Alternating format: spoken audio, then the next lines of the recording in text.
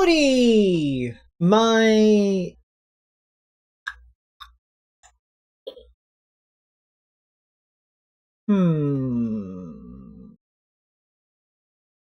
pilsners, my stouts, and my non-binary ports. It's me!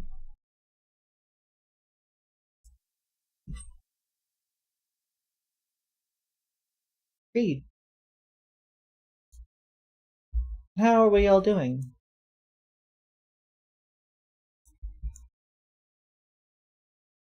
Minutes late, the great-grandmother sleep in this here room. Okay.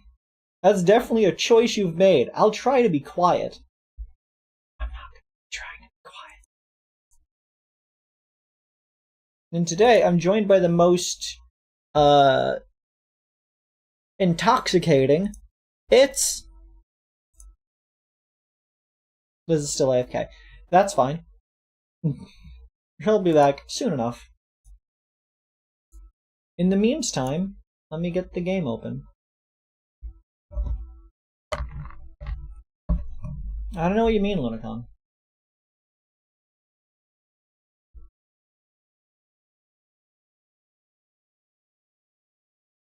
You're compromised? That's unfortunate.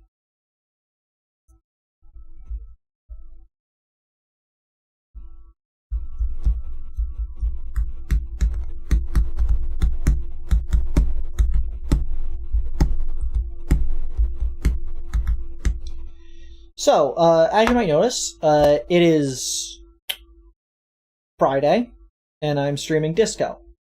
That's because it has come to my attention that I've been taking fucking forever on this game. Like, I'm just really not doing it slick nasty, if you know what I mean. And so I thought maybe it would be... And I don't want to compromise the way that I play the game. I want to, play it the way I enjoy and feel comfortable with.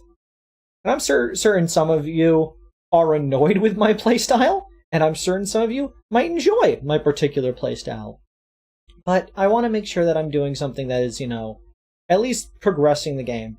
And so my idea is if I stream twice as much of the game, you guys will see it twice as fast. And that way it all works out in the end. Everybody is hunky-dorky.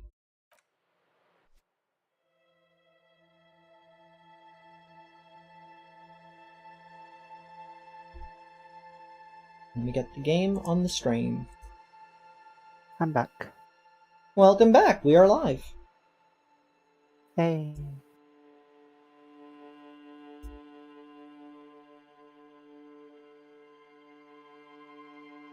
I just tried. I don't know if that math right, but I heard more, so I'm game. That's fair. I was just explaining to the stream why we're having a bonus. Because we're going to be doing Disco twice a week.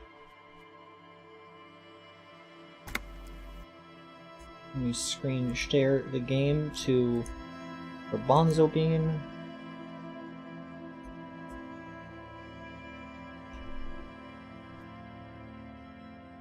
Docs is addressing you in the chat.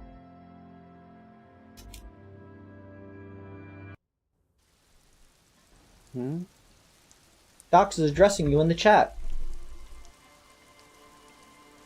Oh, right, yeah. When you stopped playing, you had the option to talk to Kim about something.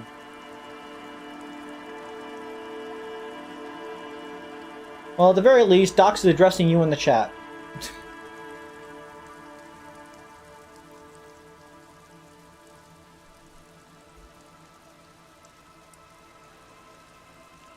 Oh, I'm on live. I was on Top Gen, so live chat.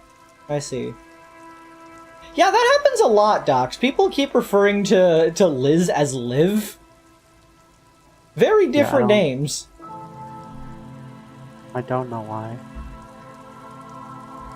You gotta Liz and learn. Lizard learn. You just gotta remember that Liz is short for Garbanzo Bean, and that is a Z in it.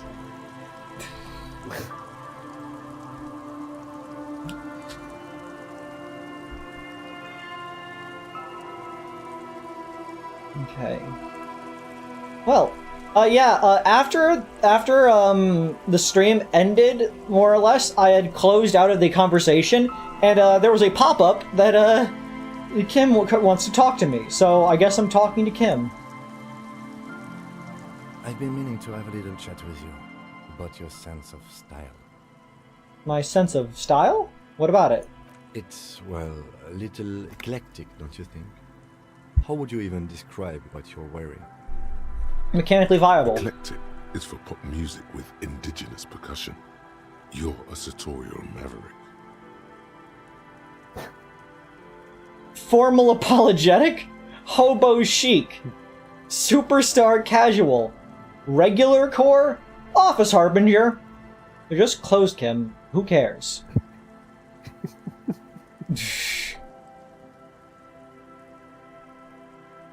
Okay, so that's obviously... How would you describe your wardrobe? I mean, I'm upset that despite passing this check, there's not an option for sartorial maverick. Because, like, obviously, sorry cop, superstar cop, boring cop, apocalypse cop, I assume hobo cop, and this is the I don't want to care about any of these options option. I think Office Harbinger is the one because I want to go Apocalypse as my main thing if there's not an art option. Well, I can't say it doesn't fit you. Still, you might try branching out a little. You know the expression, the clothes make the man. The right outfit in the right situation can make all the difference in the world. I'm not taking style, there's just someone who dresses like a Mega Bionicle. I'm not taking style, there's just someone who dresses up like a washed up tip-top racer. He does wear like a racing outfit, and let's be honest. Okay, you're sharp dressed, man. We could be style buddies. Let's not get ahead of ourselves, detective. A warm smile. Aww. Anyway, we should probably get back to the case. Let's go. I think I've got pretty good Office Harbinger. I prelude to the Office.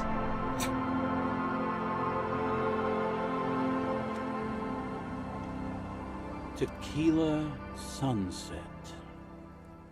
Wonderful. Here, I've got a potent Pilsner. Not much, but it will do.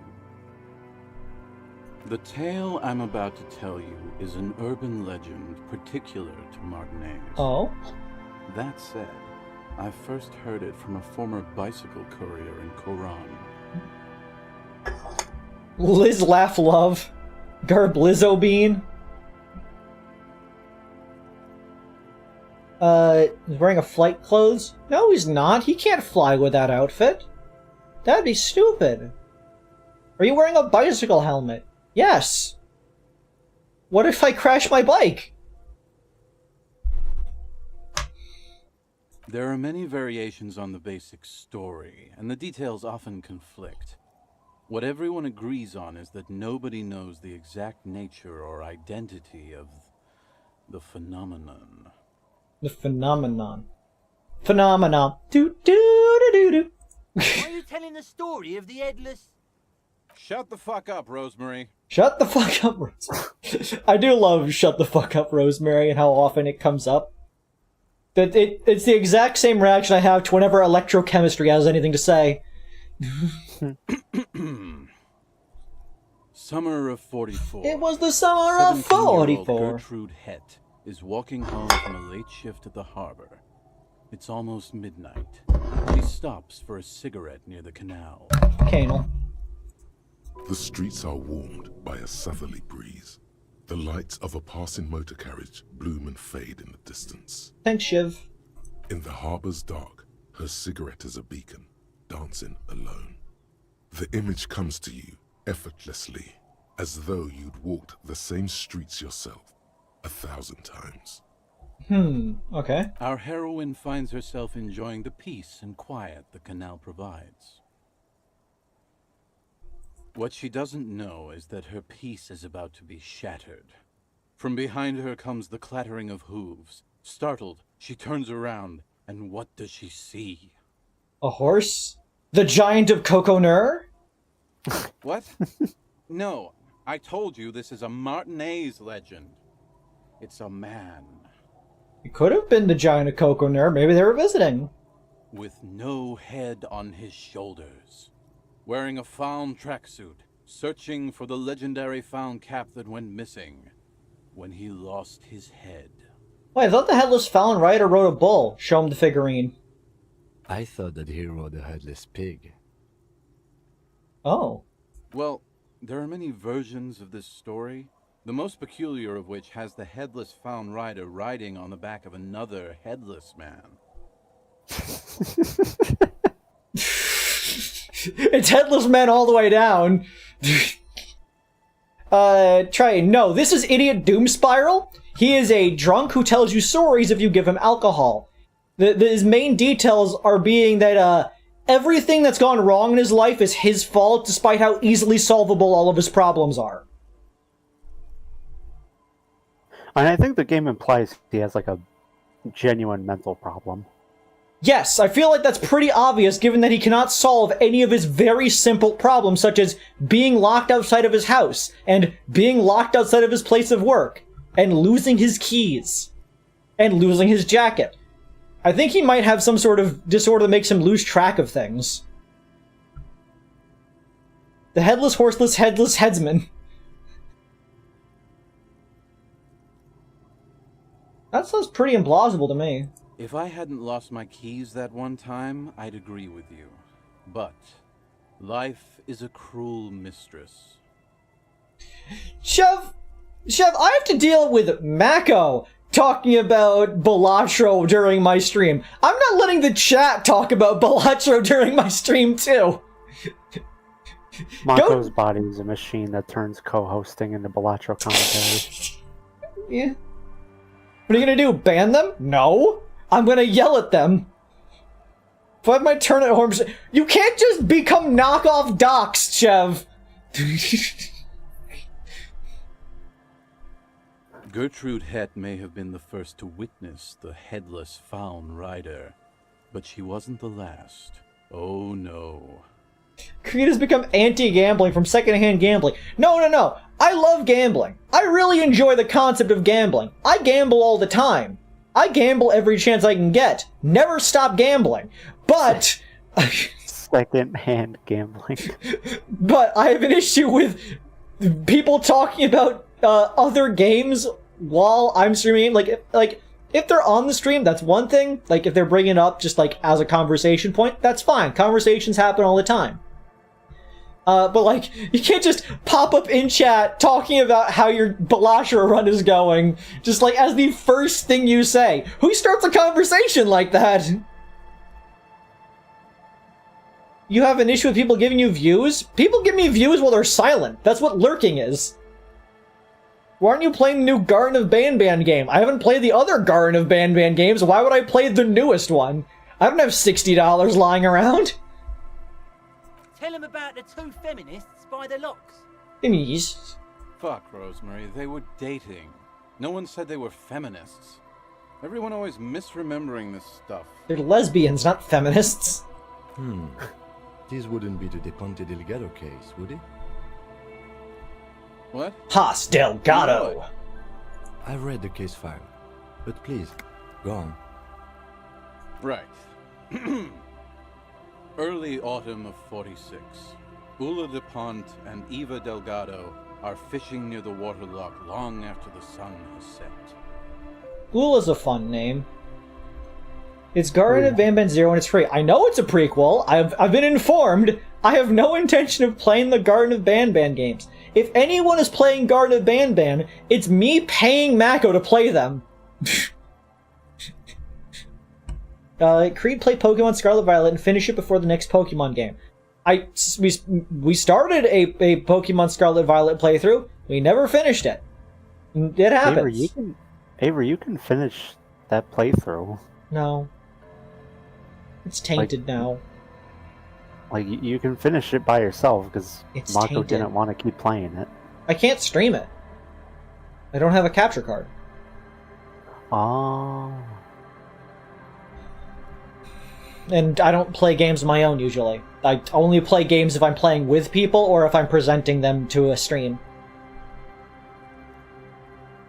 It's not that I am against playing games of my own, dog, it's that I just don't do it.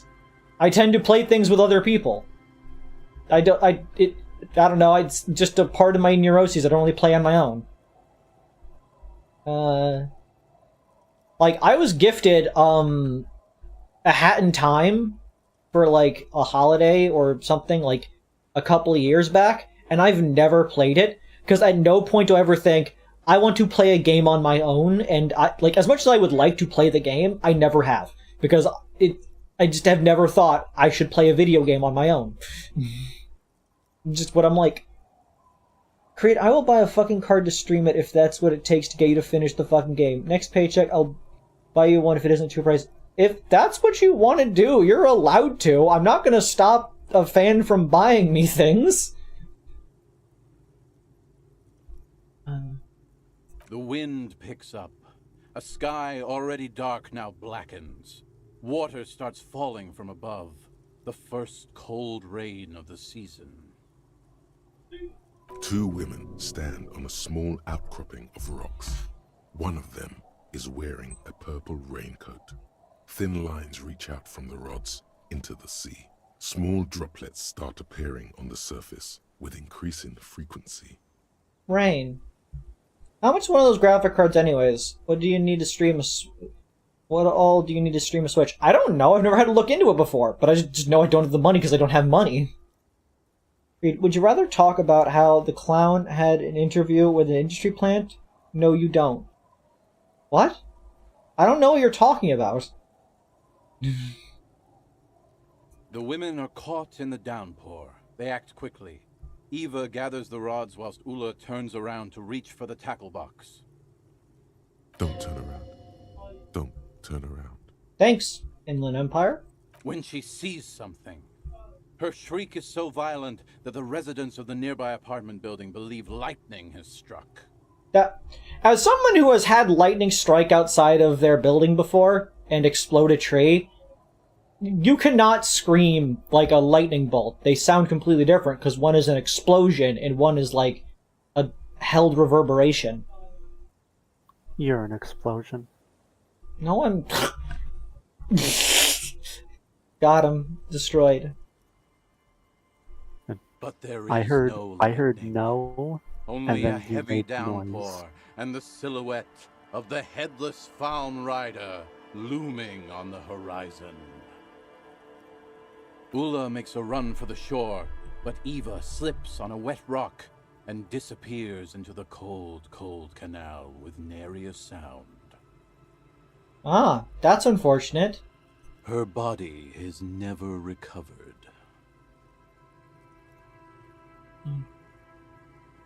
What did the case file say? Naturally, Ula de Ponte became the prime suspect in the disappearance of Eva Delgado. De Ponte maintained that it was the so-called headless Faun Rider and that she ran, fearing for her life. During the investigation, it became apparent that there was a love triangle, the third party being some small-time businessman. I don't remember the exact details. The leading theory was that an argument broke out on the jetty and De Ponte pushed Delgado into the canal, then cooked up this stupid cover story. Creed has recently struck by lightning energy. What does that mean? No, she committed suicide before she could be taken into custody. They found her in the bathroom with a rifle, her face slowly peeling off the ceiling. That was unnecessarily vivid, Kim. You didn't need to say that. Not a pretty scene. Yeah, I know. Man, that's some grisly detail. Oh well, here's to another case closed. Anyway, that's the story of the headless Faun Rider. Pretty crazy, huh? Who was the headless rider before he died? Well, Tequila, that's part of the legend. No one knows for sure. There are a couple of possibilities, though. Play the Home Alone 2 clip with Marv being shocked. When will they reveal that Ari Dubois is the headless Faun Rider?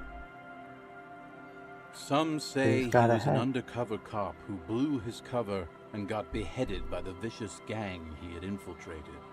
Now he rides, searching for his lost-found cap, plotting revenge. O headless brother, where art thou? Thanks, Esprit de Corps. Others claim he was a professional jockey who veered off course during a steeplechase, ended up in somebody's backyard, and got decapitated by an exceptionally taut clothesline. Wait. I need to take a step back on here for Esprit de Corps' Oh Headless Brother, Where Art Thou? Why did they say that so fancily? Well, you know. It's not usually their thing.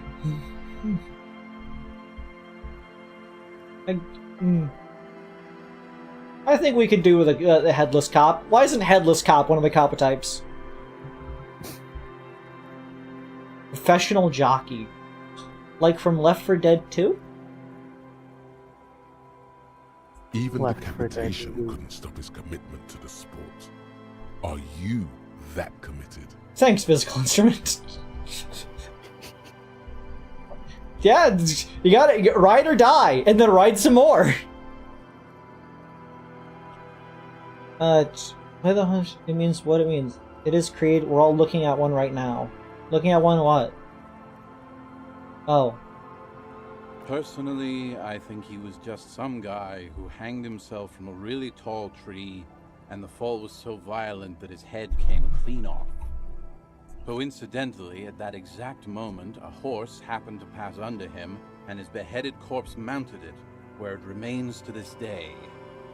But then, no one really knows. That just seems like a freak coincidence to happen. Like, what are the odds that a body would land directly on a horse? And why does the horse got anything to do with this? Is the horse also dead? Is the horse just a horse? For some reason, this does strike you as the most plausible theory of them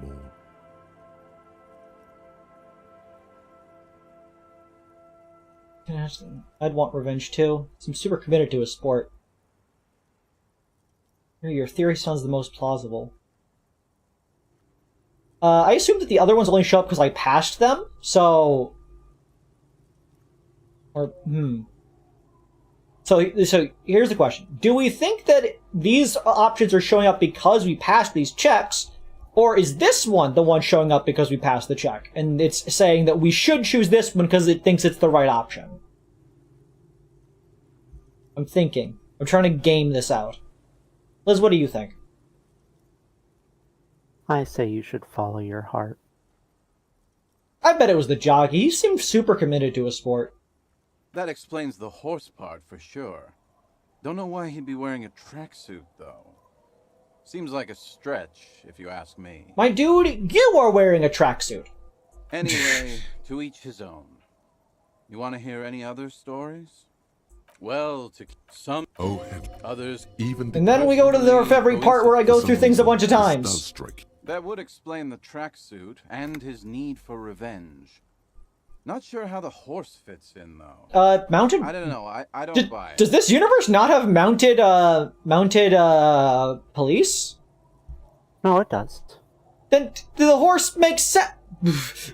If the guy was a mounted horse police officer prior to, you know, his infiltration and beheading, it would make sense that he would keep his riding a horse even as a ghost. Yeah, because I know there's some esprit de corps checks that reference police riding horses. Anyway, to each his own. Well, some others, even the person coincidence. For some reason, this... Your theory sounds plausible. All the pieces fit together perfectly. That's how I know it's right. Okay, here's another theory. A man is stealing a tracksuit, but didn't manage to get the cap in time. And while running away from the police, there happened to be a horse in a nearby alleyway. He gets onto it and starts riding along, but at the same time, a person on a upper floor drops a pane of glass, which falls at just the right angle to slice the guy's head clean off as he's riding away. And now he's forever searching for his misplaced hat. There we go. Counter theory. That reminds me of this old horror story of, like, a motorcyclist, like, driving along, and, like, the story goes that, like, there's a headless motorcyclist just riding in the night and such, and how it was, he was just riding along one day, and he going alongside this truck, and the truck was carrying, sheet metal. But it wasn't properly secured, so one of the sheets slid off and nailed the guy in the neck, decapitating him. But due to, shock and rigor mortis, his hand locked up on the accelerator, showing him, so he just kept accelerating in a straight line, because he had a sidecar, I believe, and drove right past the truck driver, who obviously freaked out. It's a horror story. It's a simple one. Some one of those campfire ones, and I really shortened it down, but, I always thought it was pretty simple and clever. Has an air of plausibility through unlikeliness.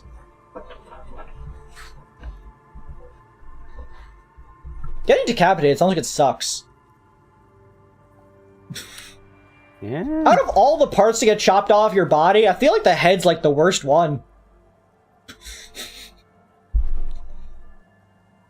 Mounted cops are called clop cops. No, they're not. Don't say that. It's nothing to lose your head over. I wish there was a thing other than like the opposite of timing someone out. Can I time someone like in? Can I upgrade Luna for like a temporary amount of time to be like, this is the funny person in the chat?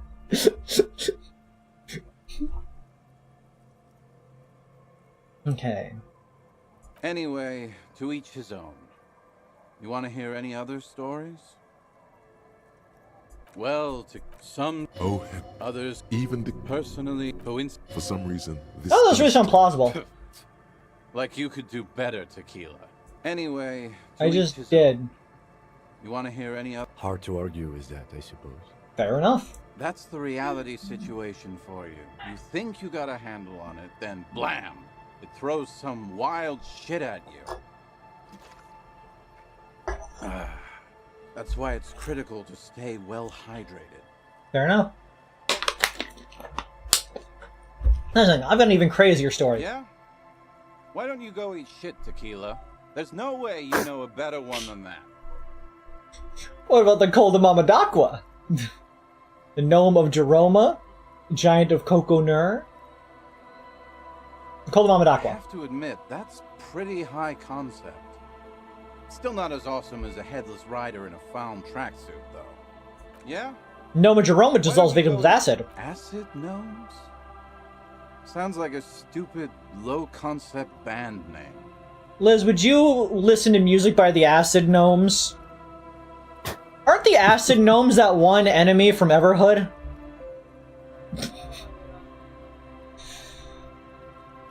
Yeah?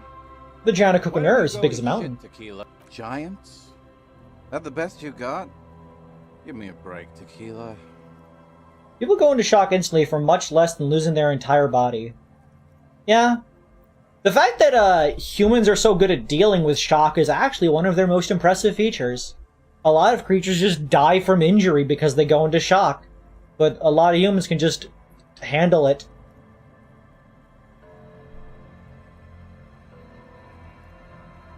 It probably would hurt a little bit to be decapitated, but I feel like it wouldn't hurt nearly as much as you think it is. Like, most of your body is where all the nerves are. I don't think your neck has that many nerves. So if you get decapitated, like, yeah, it's gonna sting around your neck, but, like, it's not gonna hurt. In fact, you probably won't feel like anything for the most part of your body. You might have, like, phantom pain, but, like,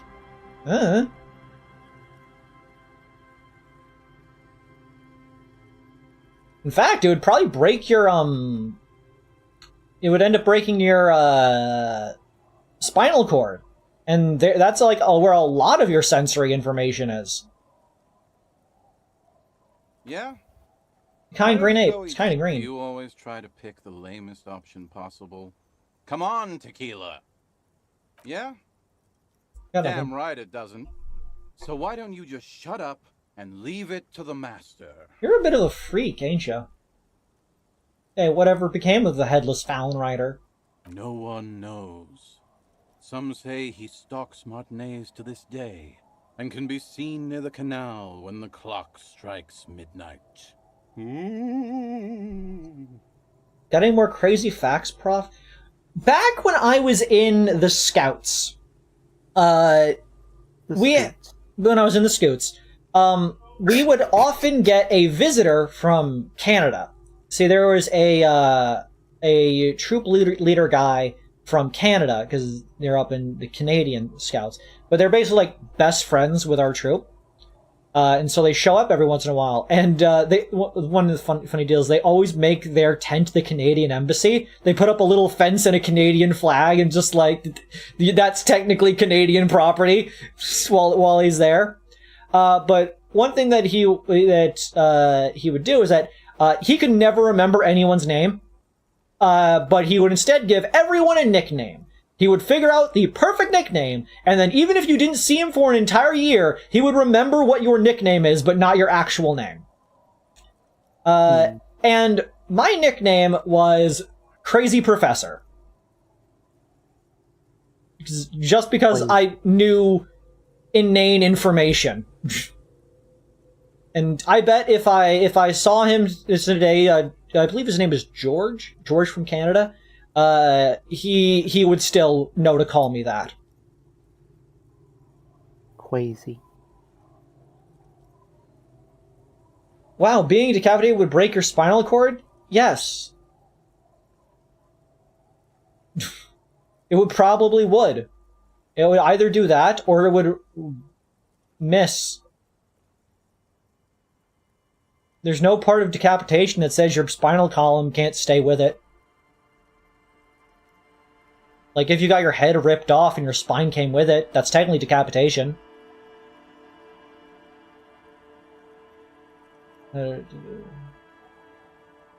See near the canal when the clock strikes midnight. I wonder if you could actually see that.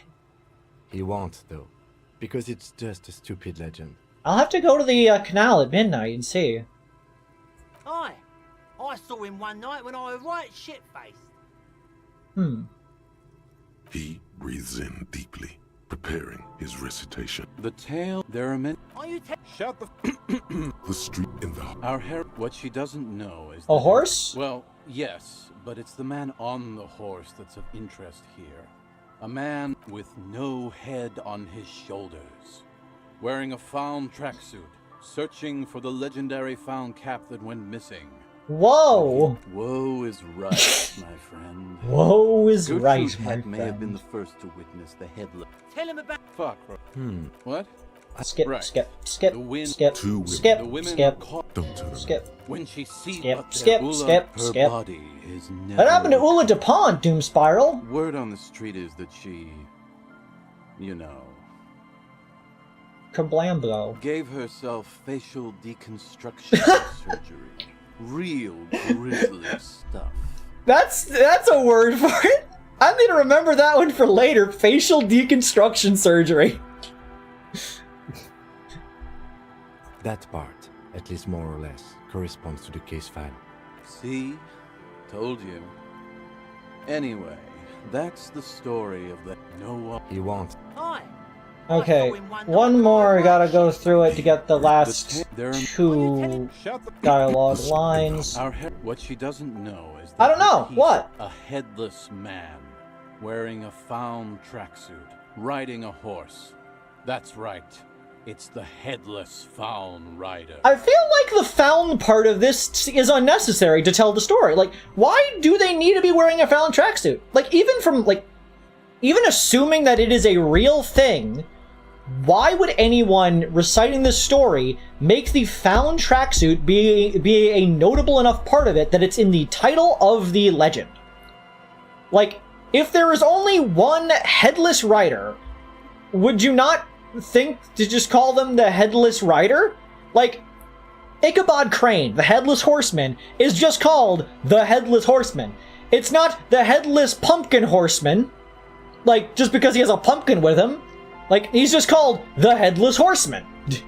You just call this guy the Headless Horseman, or the Headless Rider, because they don't agree what he's riding on. The found part is unnecessary. It's the Headless Horseman with the Adidas kicks! Rumored He got the drip! his legendary found cap that went missing when he lost his head. That sounds super spooky. Yes. According to legend, young Gertrude Head had to endure years of psychotherapy before she was able to look at a horse or tracksuit again. And she's one of the lucky ones. Gertrude Head may have been the first. Tell him. Fuck. What? I read. Right. The wind. 2 women. The women. Don't tell them. When she's but there, Ula, her body is Naturally, during the. No, not a. man. Anyway, that's Okay. the story. No, He wants. Aye. I saw him one night. Have you got any more Right, urban myths? I actually do have one. The strangest of them all. But I'll need to fortify myself before I can tell that one. Do you have anything to fortify old Doom Spiral? I got a Tell blue me you got medicinal some spirit. Should I give this man a medicinal spirit? I think that's not healthy.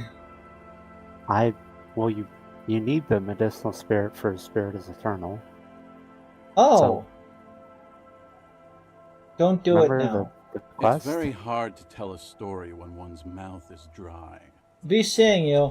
Quick, we need to go to free. I think you can also just buy alcohol from Rosemary. We need to go. Wait, they don't sell the good stuff.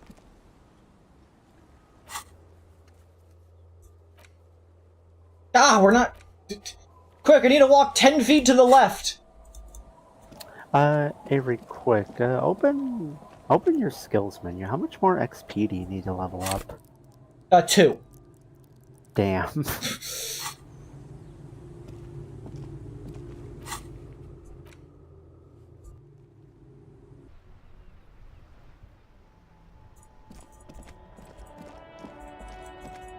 Free. Look, it's the headless rider. The horse is headless.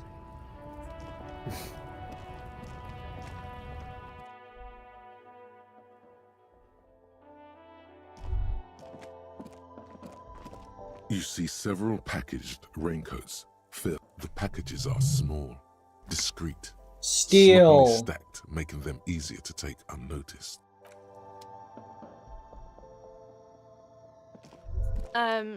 Is this about the questions again? Because I don't really know.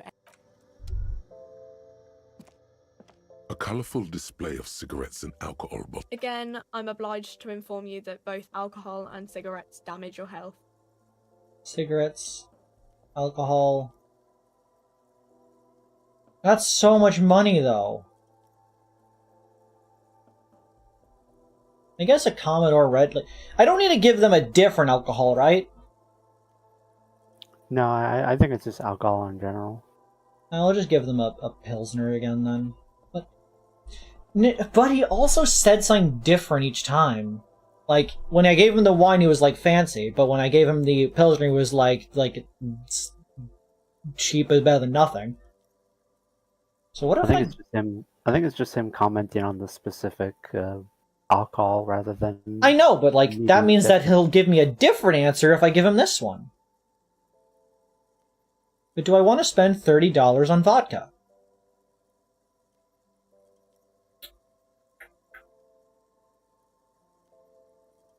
Wait.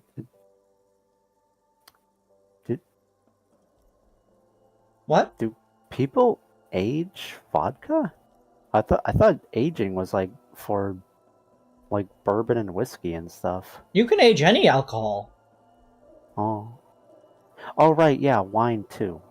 Yeah, like that's the fermentation process. It's just how long are you letting it do its thing? Tell me more about these products. The pale aged vodka is special, I guess. It's stored in pale for a couple of years, which makes it super expensive and super strong. What will consuming this stuff do to my body? I mean, I already said it'd hurt you. I don't know what else they do. Substances give powerful bone. Use Shut up. medication, like Nosifed and magnesium, to counteract the negative effects of substances.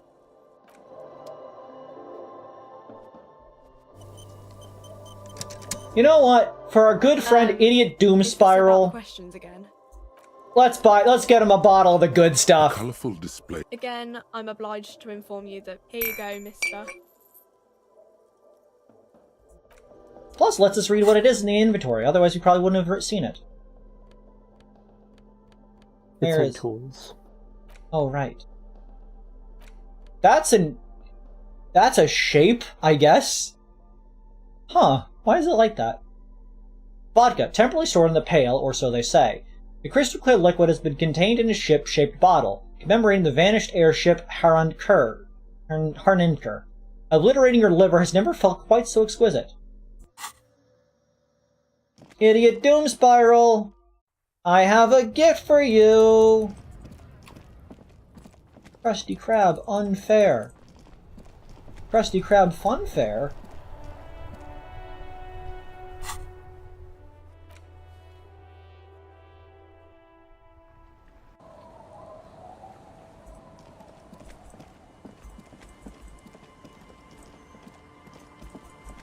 I do like a good alcohol haul from time to time. I don't get the opportunity to drink it very much because either I've remembered to take my medication or I'm driving a vehicle. Avery, since I sent you an image. Oh! It's because there is concept art of that airship, that vanished airship that was mentioned. Oh! Can you link that in the chat so people can see it? That's really cool.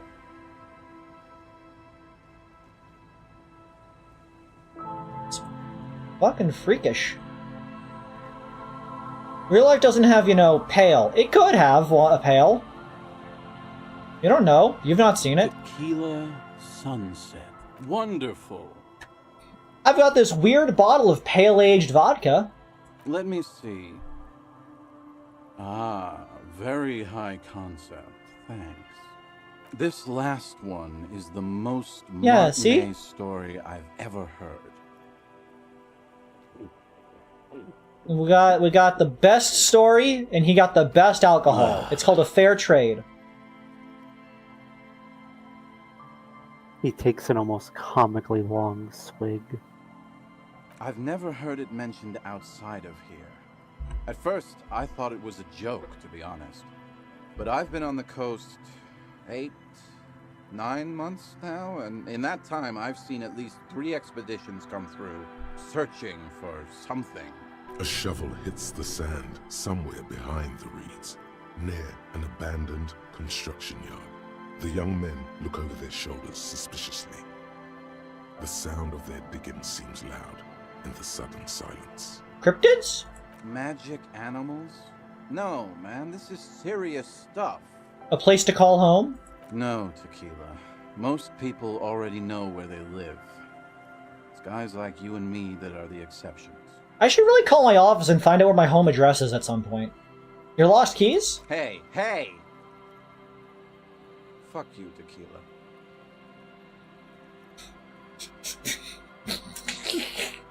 That was kind of a mean jab.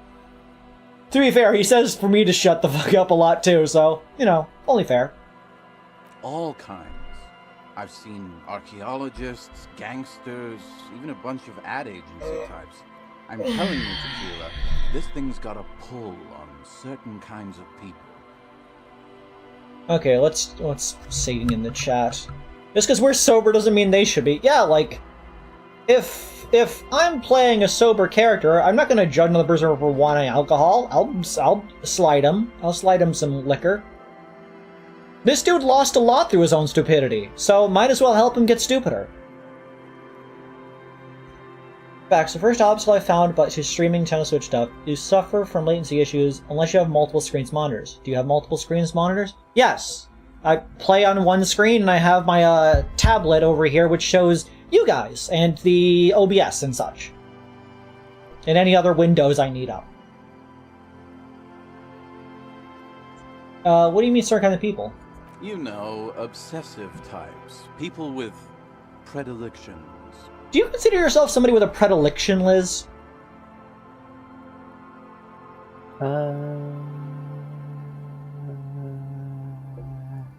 Do you have some predilections?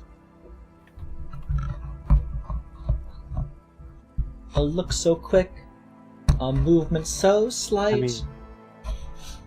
I mean, everybody has like preferences and stuff. It's no passing fascination now. It's obsession.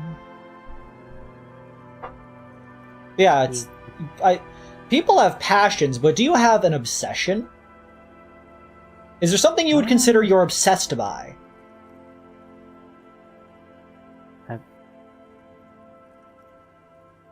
Why are you asking me personal questions on stream? It's not a personal question. I'm just asking because it's coming up in the game.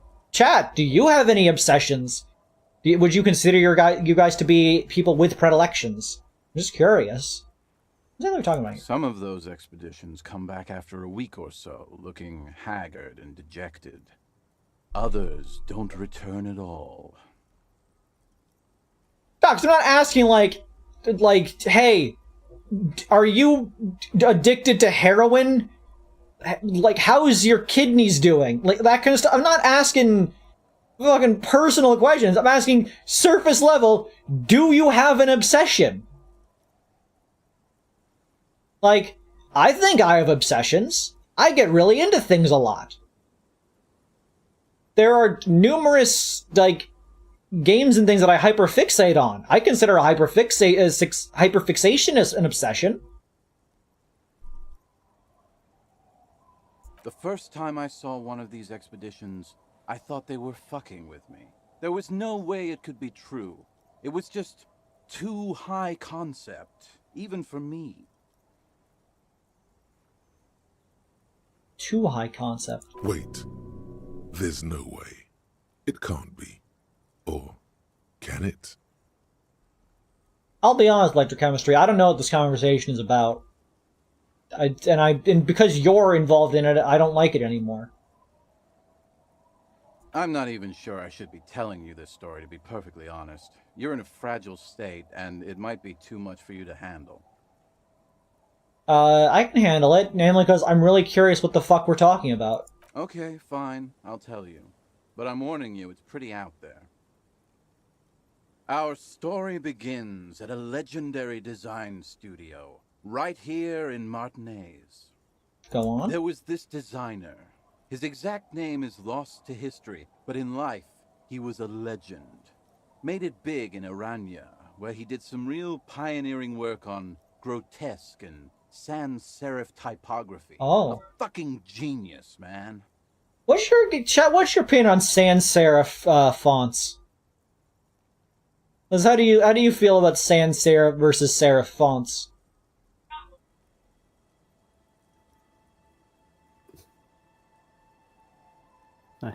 I'm not moving on to you answer this question. You won't answer the other question, so might as well answer this one. See, I was gonna make a sans joke, but I didn't feel like trying to imitate his speech sound.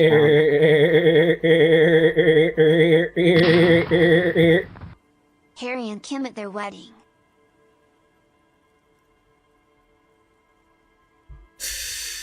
The esprit de corps is forcing me to draw. I guess that's what we're doing right now. Give me a second.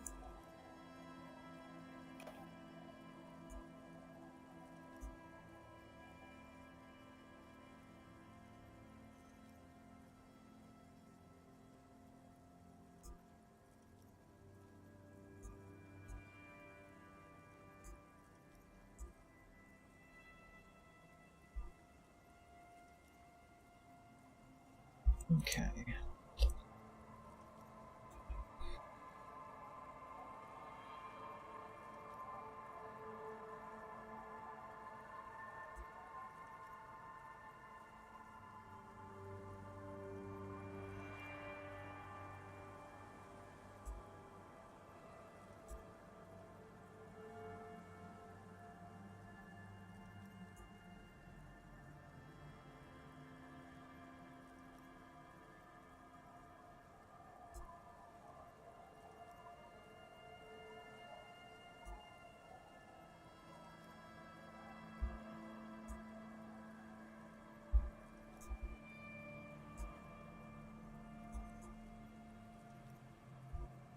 Sorry, that took a moment.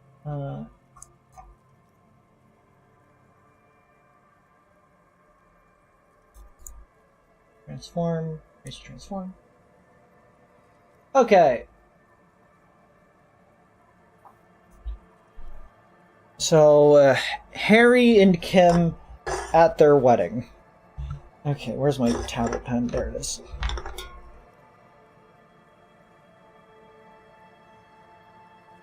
Okay, I'm gonna leave the game up over there so I could use their actual sprites as reference.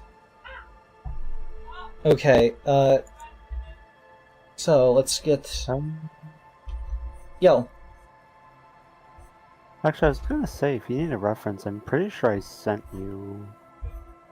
Oh, I don't need a good reference, don't worry. I just need a general idea of what I'm working with here.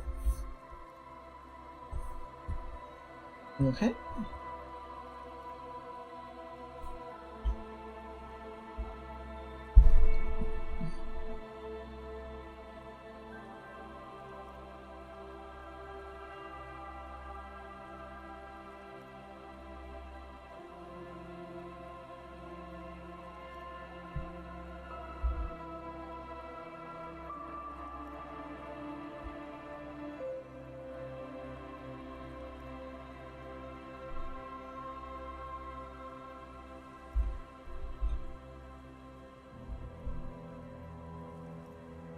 He goes to smooch, and we gotta get his little...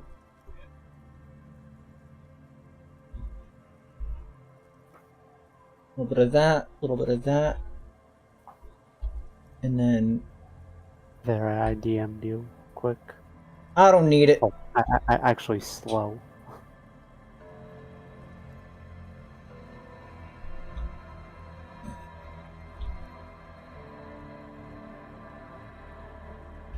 And then...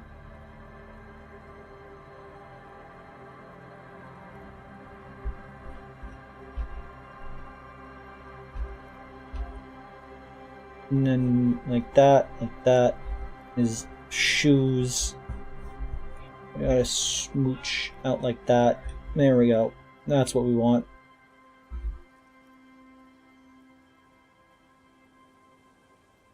We gotta get his bulbous nose and his like that, his sad face. There we go.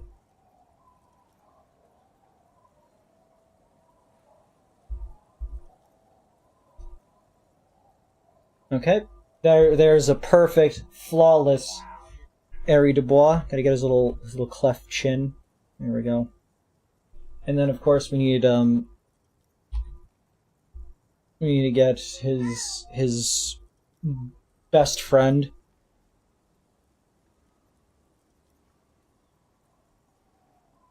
And he's got like little spikes up like that.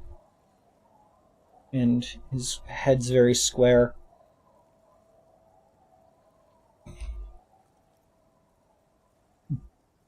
Like that. And he's got like a bomber jacket going on. So adjust his position a little bit and scale. Zoop, zoop. And then they go smooch. We gotta adjust the hands.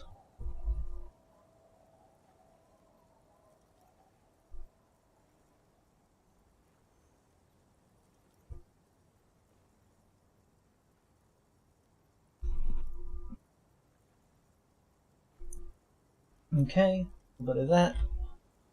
His jacket kind of goes up like that. And he's got like these pants kind of go out like that. So he kind of like goes...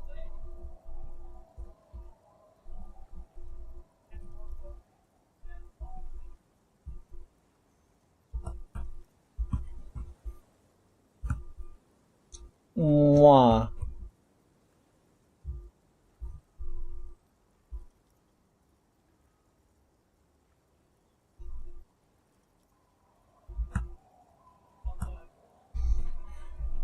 Okay, now I can actually look at what the chat's saying. Chat, what are we feeling about the totally canonical marriage of Eri and Kim? Why did you give them snoots? They're smooching. They're kissing. They go mwah. Spoilers for the ending. One second, let me fix this real quick. And we gotta give them the... Just notice what Connie said in the chat.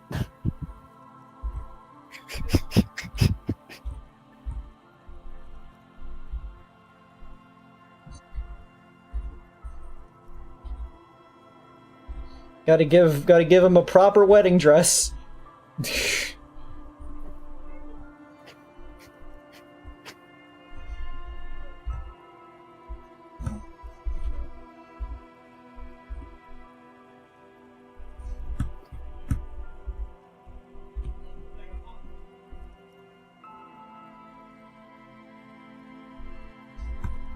There we go.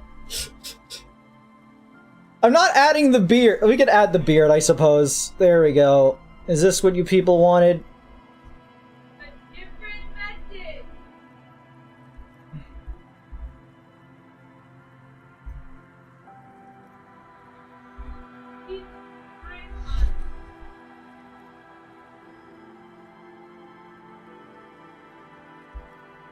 message. This is canon.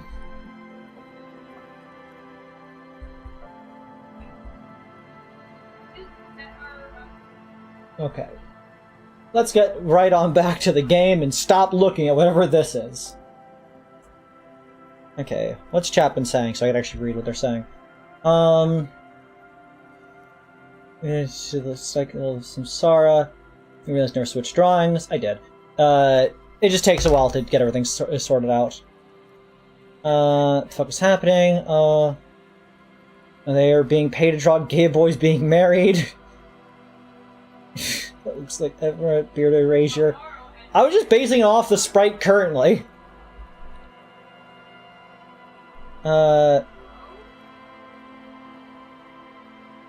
His family name. Shut up. Is what it... I love that Connie's joke implies that putting on the jackets change their last names to that. Yeah, legally speaking, that's their last names now for some reason. Yeah, hello, Connie. Harrier to fuck the world. Harrier to fuck the world. Wouldn't it be like? Wait, then wouldn't his first name be fuck then? Where was I? That is, if he even existed. Who knows? It's an urban legend, after all.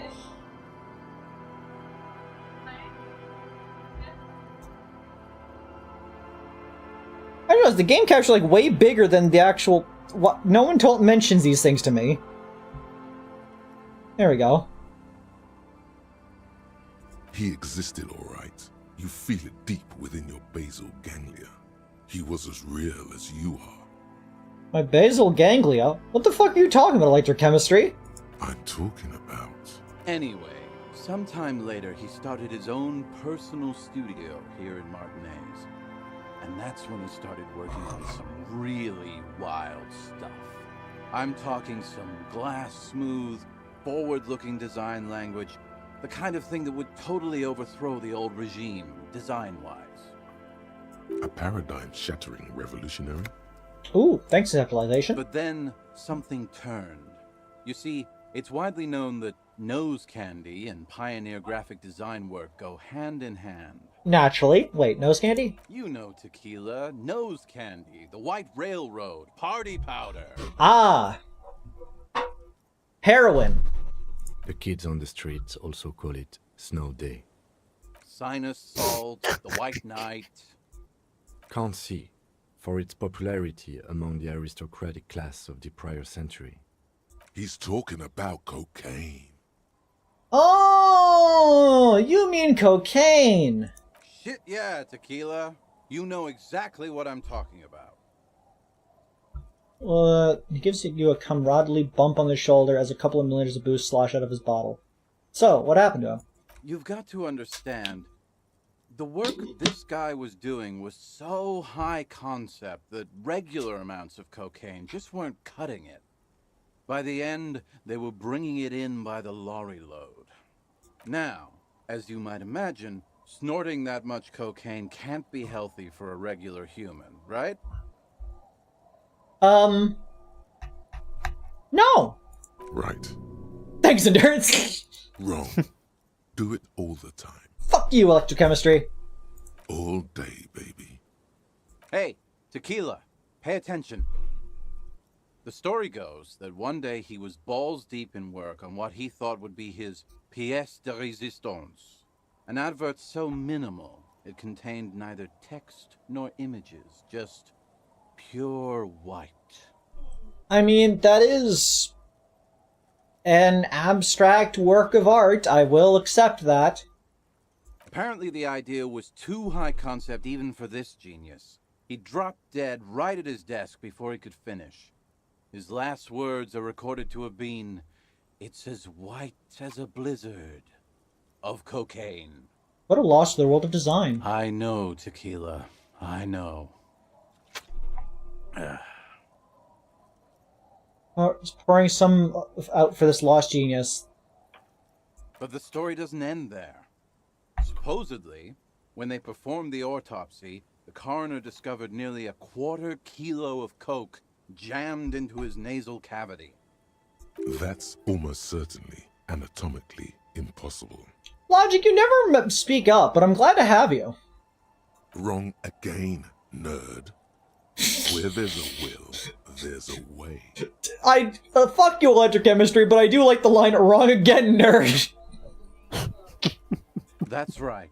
250 grams of blow had accumulated in there over the years. We're talking high-grade Saramaritsian pure. Not that cut-rate shit your grandma does. My grandma does cocaine?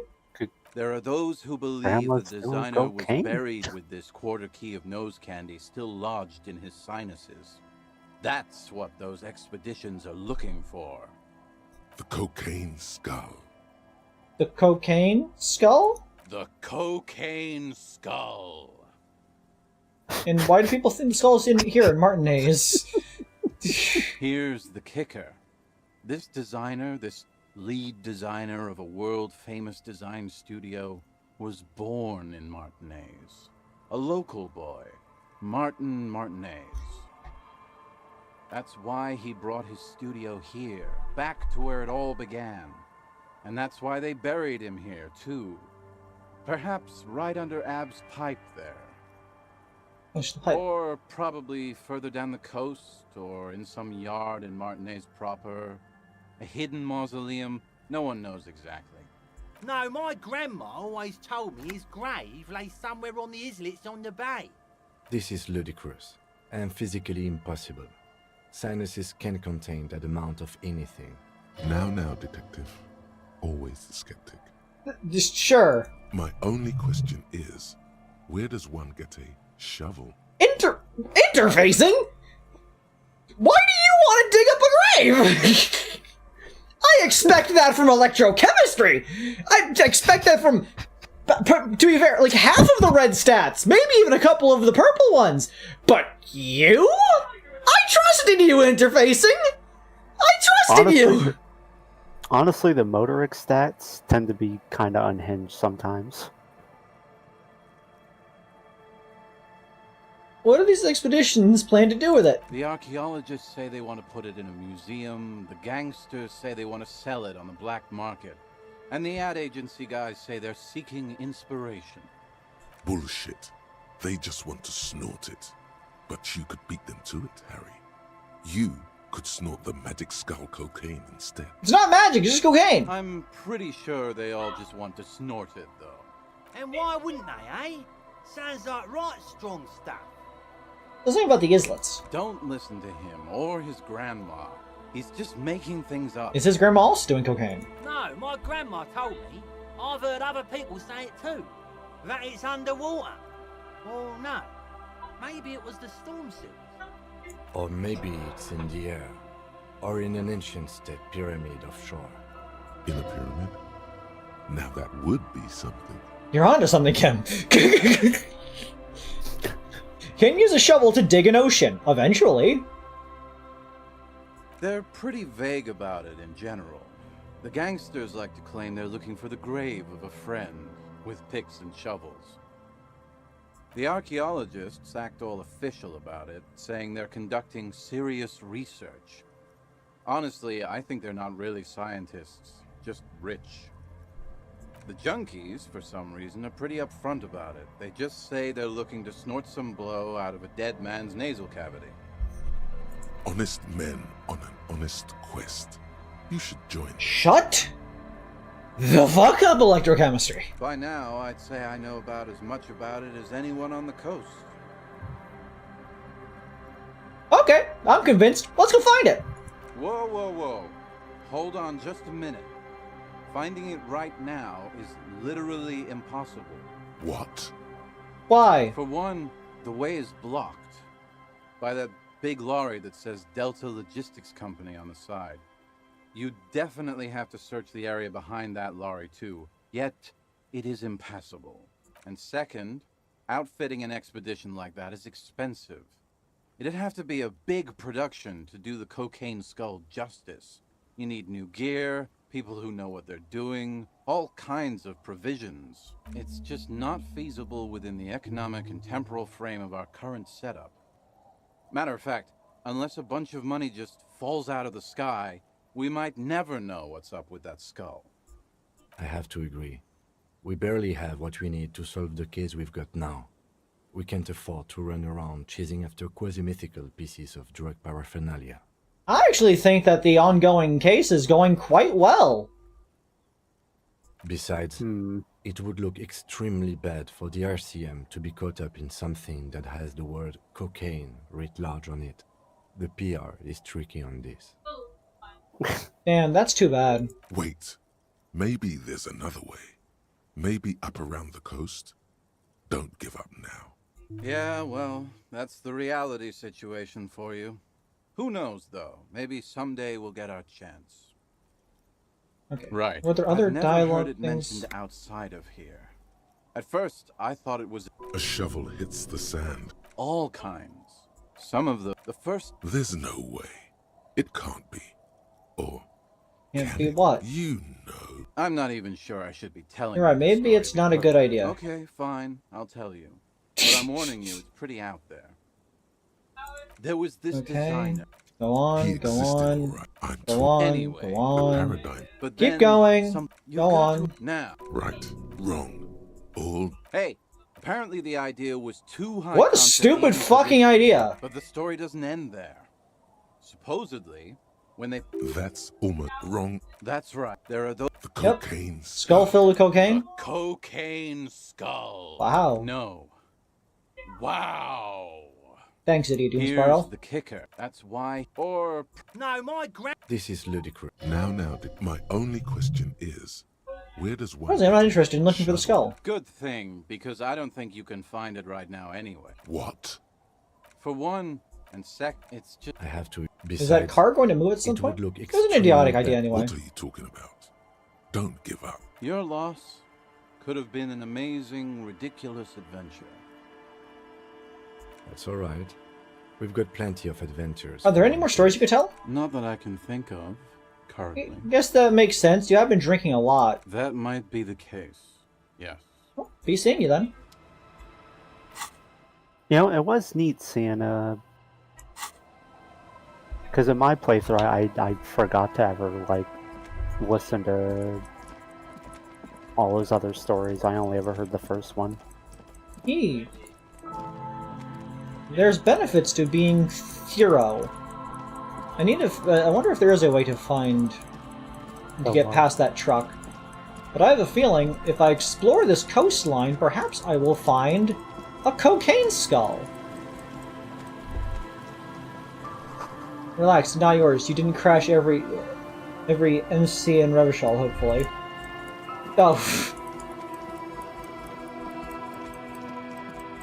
I like it when they randomly pop up with things that in places I've already been.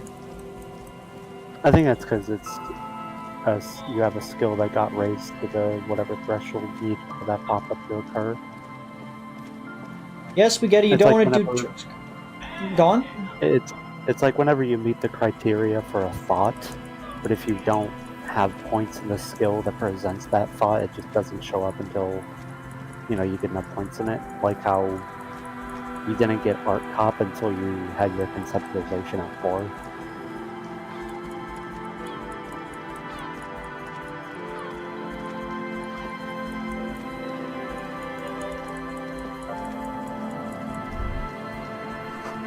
It coordinates boat traffic in the bay, barely.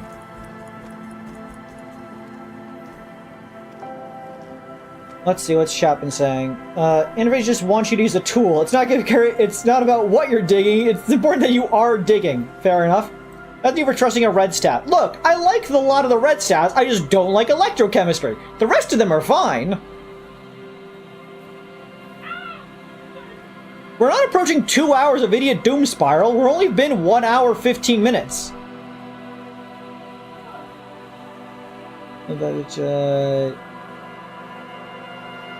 Yes, we get it. You don't want to do drugs, Creed. Yeah. Look, I'm allowed to be vocal about not doing drugs. Do you want me to say words on stream, or do you want me to just sit here in silence and nod? Make up your damn mind. Hey, you finally leveled again? I was only 2 points away. Creed, what is the abbreviation of Delta Logistics Company? DeLoco. Time for letter reading. I love how Kim is leveling with you on why this is a bad idea of a side quest, and explaining why when it's patently absurd on its face. Fair enough. You don't need to get over the top mad every time Electrochem talks. Yes, I do. Electrochem can shut the fuck up. It's this little thing we in the streamer business call a running gag.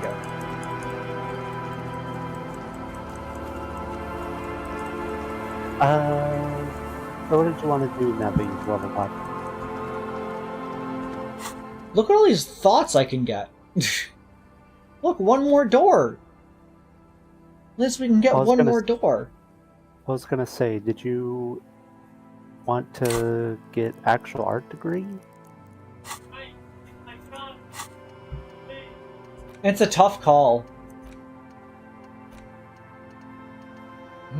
Like, if you get a future thought, I would 100% recommend that.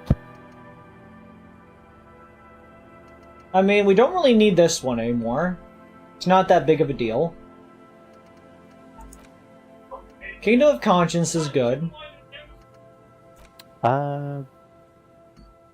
Wait, Coach Physical Instrument. Click on that one. Oh, right, yeah, that's the one that doesn't really benefit you at all. It gives me +2 to Physical Instrument. If shirt slot empty, if you're not wearing a shirt. Wait, it says that? Oh. Yes. Oh, I can get rid of that then. Yeah, Coach Physical Instrument is not... Alright, Coach really Physical Instrument, fuck off. We're getting an actual art degree.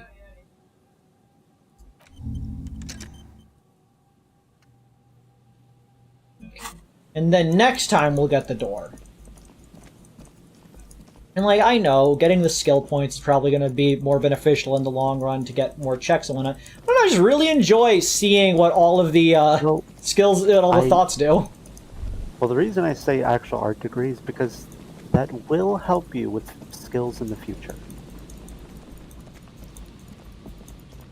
I squeak. Long way down to your death from here, 20 meters at least. Thanks! Why? Why, Physique, would you say that?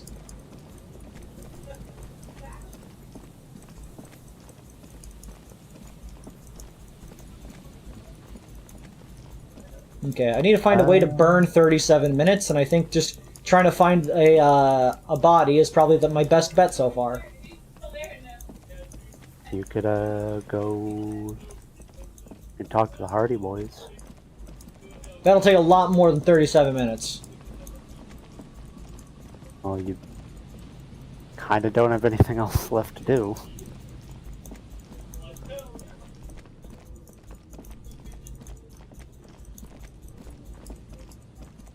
Electrochem said check the coast, so saying the coast hasn't been used in decades.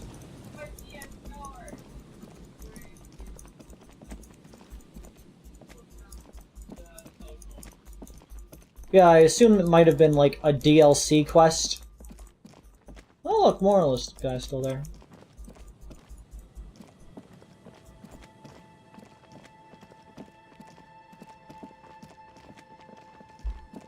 Creed, what is the abbreviation? Chev, I already figured out what the abbreviation is. I'm just seeing if there was any more to it before it would have been added in a DLC, which now is not going to exist.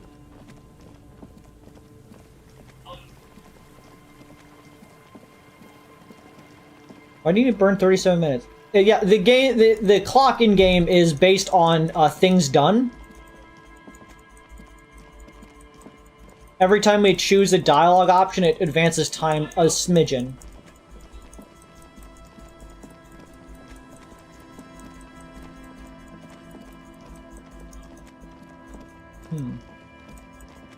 Let me check my book.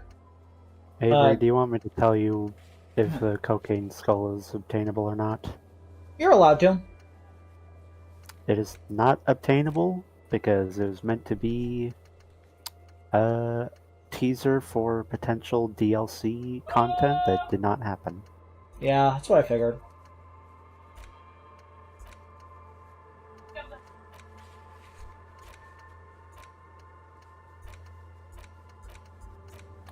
Also, yeah, time...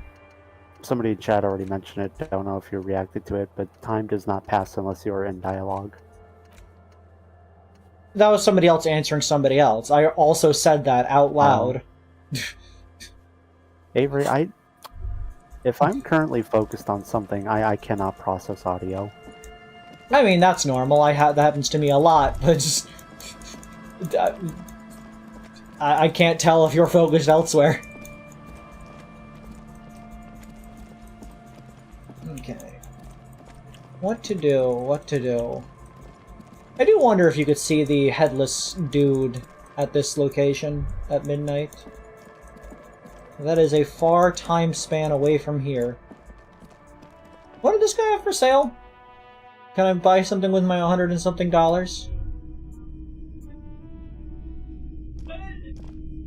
All the old boomboxes are there, blinking and waiting to whirl. All but one. Yours. You see rows of toy soldiers guarding the rest of the trinkets displayed on the table. Some on horseback, others big men. Frank and AJ. A long, long time ago. Got anything else? Hello, hello. Let me know if I can help you with anything. I have something Sure. to sell. Let me have a look. Access my pawn Anything menu. else you're thinking of selling? I got postcards. The postcards that you stated, I could just sell those, right? Yeah. You don't use postcards for anything outside of just the neat little flavor text.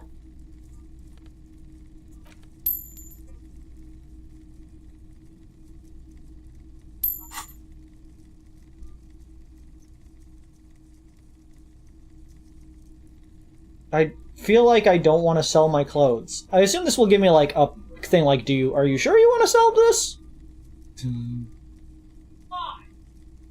Oh, if you say I have some armor, he just says he's Alright, not gonna. let's see it. Just look at this awesome cuirass. Oh no, no, no, no. I don't need bloodthirsty mercenaries knocking on my door looking for their missing toys. Besides, this gear costs a fortune. There's no one in Martinez with that kind of money. It feels like he would have accepted the risk if he hoped to profit from it. It's not greed, though.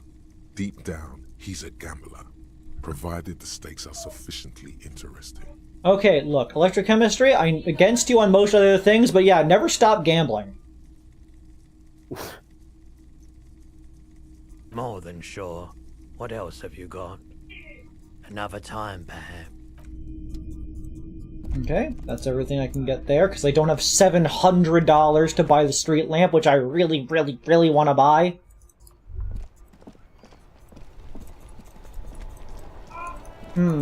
What to do, The Hardy Boys, it's really the only content you have. I'm thinking of everything I can do that's not that. I can look. What books are for sale? Books! Yeah, books. Don't you like books? The display rack is brimming with worn This is entirely, completely you. You have found the right books. We can get the Himdallerman, the man from Himdall. Yeah, you can read books.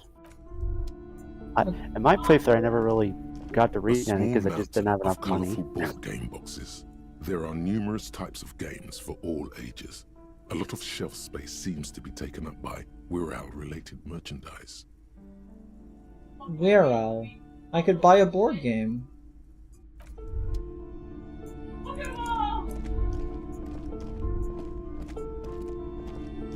Shelves filled to the brim with crime novels featuring the supposedly stalwart Vespertine detective Dick Mullen. Okay. Shelves full of biographies of famous people, whoever they are. A lot of tough calls here. Several maps have been attached to a bulletin board hidden inside the alcove. They're held up by small pins. The maps look old and faded. What was in over here? This bookstore is not strictly about crime, romance, and biographies of famous people. There's also a Okay, chat. So we got some options here. Give me 1 second.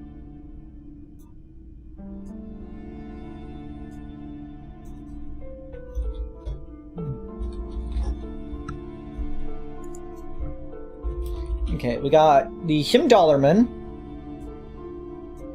We got detective book.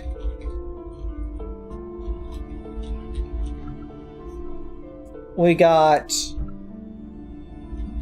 medical mumbo jumbo. We got the Pope.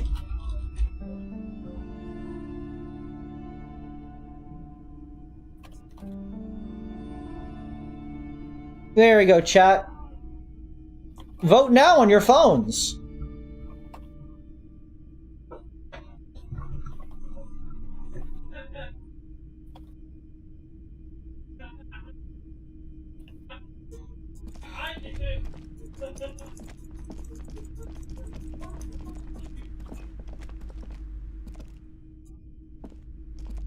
A small mountain of colorful board game boxes, an endless variety of source books, lore books, and codices litter the table.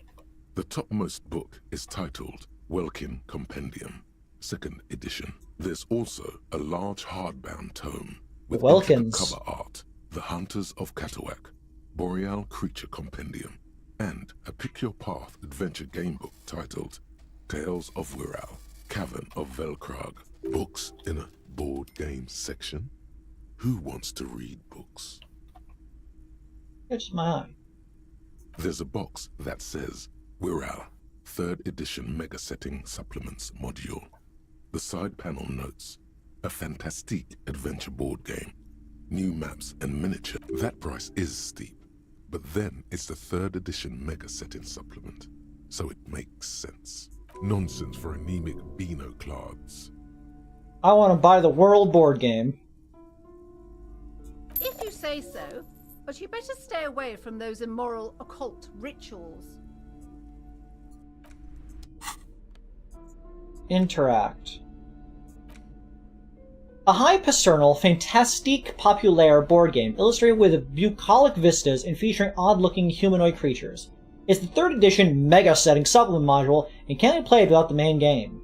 Large letters on the front form a title. Wirral. The colourful box is illustrated with bucolic vistas. The cover art also features odd-looking humanoids. Some short, some taller, some with pointy ears, others with ephemeral wings. Who's in the box? Text underneath the title in smaller typeface reads, 3rd edition, Mega Setting Supplements Module. The side panel adds, a sword and sorcery adventure board game with new maps and miniatures. Just make your own. Shake the box. Mysterious things rattle inside. What could they be? Dice? Plastic miniatures? A fantastical alternate world full of magic and wonder? None of that witless man from Heimdall, fascist dross, hidden behind faux realistic allegory. Wirral is no cliche-ridden apologia for colonial violence. I see. Wirral is pure imagination. Look at the back. A blurb on the back reads, tired of the tedium and toil of modern life? Usually. Escape to Wirral. Leave behind e-solas and nations with their petty squabbles. Discard electricity, magnets, and boring technological widgets. I assure you, magnets do still exist inside of fantasy universes. They just sort of happen. Succumb to a world of high pasternal fantastique. Unleash your imagination and create an adventure of endless possibilities. Discover the terrible secret threatening Wirral. Can your band of adventurers save the world? Yes, we're ready to take on this challenge. Exactly. That's the spirit. All you have to do is read an intricate rulebook, study an assortment of maps, unfold the illustrated game board, and start rolling dice. I see. In no time, you could be romping through grasslands with low-level characters, hunted by Iskala riders, or battling unspeakable I monsters do like unspeakable in endless monsters. dungeons fraught with danger and despair, conjuring up forceful magics to aid Magics. Liz, what's your opinion on forceful magics? I am intrigued. So, Liz, would you ever, do you ever have any interest in things like D&D? Because I obviously love the TTRPGs, but what's your view on them?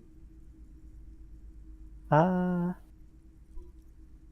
mean, I'm interested in tabletop stuff, but you know, well, as you have personally seen, social anxiety has prevented me from really ever getting into it. Liz, if I ever DM a game, I'll make sure to try to invite you. I will make it real. I'll be very friendly and forthcoming so that you can play well.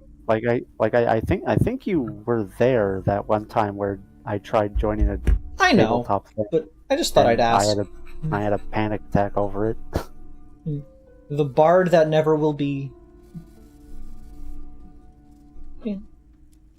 Still, I'll have to keep that in mind. It'd be fun to play with you at some point. I assure you, tabletop RPGs are a really fun way to deal with anxiety because everybody's supposed to be there and say things. What was I gonna say? Oh, yeah, earlier today I was working on a D&D PC. I actually mentioned them last stream on during Mario. I'm making a Mystic, which is one of the 2 Unearthed Arcana ones, and the only one to never actually hit print because it was too stupidly overpowered. A factor I forgot to mention for the one I've been working on is for their stats, I rolled 2 17s, 2 15s, a 13, and a 3. So how you roll stats usually is you roll 4d6 and drop the lowest one, so that way you get like something in a range from 3 to 18, but it's not as low as possible. It averages up higher. The only way to get a 3 is if I rolled a 1 on every single die of that roll. It is a 1 in 1,296 chance. And I nailed it. Like, people talk about getting the 18 because getting the 18 is very rare, but there are 6 different ways to get the 18. It's either all 4 6s or 3 6s in a 5, 3 6s in a 4, etc., etc. It just means you need at least 3 6s to get it.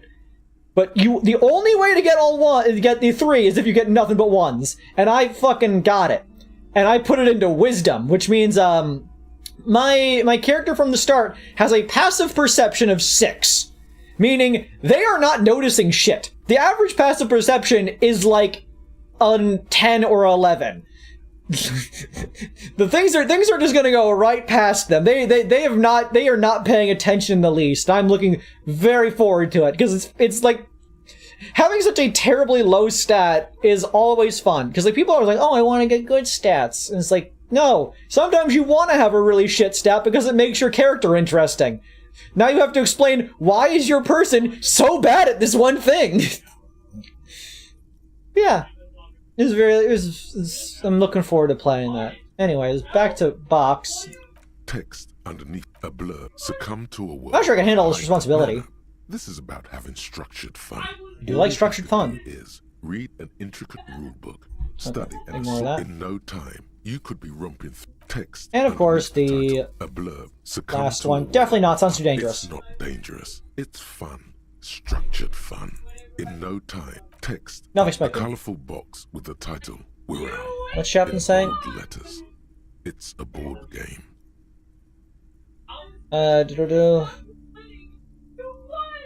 Neodymium only pops in existence once the transistor was invented. Sure. It still has suzerainty. Maybe the worst spelling of magic I've ever seen. I feel like Homestuck's MAJYKK as a spelling of magic is the worst way of spelling magic I've ever seen. All the games I've ever tried always get the breakdown before or after the first session. Get a better group. What is this? I'd suggest a text-based tabletop group if your anxiety is too strong. With text-based games. Missed it. The comically weak class who becomes comically OP. I don't know what you mean by they start comically weak. They start with 12 abilities, and they max out their ability potential at level 9. They are insane. One of the abilities lets you knock a person like over 70 feet away at level 9 and deal damage if they hit anything along the way. You can launch that person off a cliff like 60 extra feet. They ain't recovering from that. Mystic wears a blindfold to see better. I have actually played a blind PC before. I had to give them blind fighting. But it was funny because like I never mentioned it to the other players, and so they would always just like meander about into danger, and I'd have to be like, they walked in there, they didn't see anything. Terrain is similar until she needs 6 int. It happens. Dick Gumshoe and Pope are tied. Really? You guys gotta keep voting then. Open the box.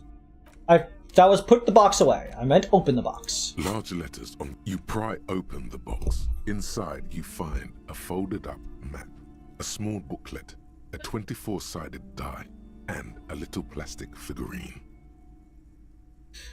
Okay, let's look at the map. Of a crude hand-drawn map. The top left corner reads, Lands of Wirral.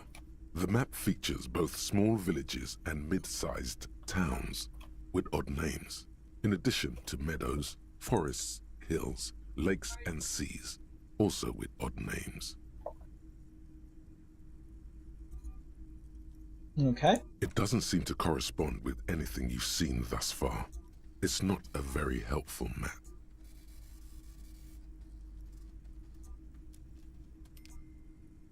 Yeah, it's a fictional... To the multiple races of Wirral.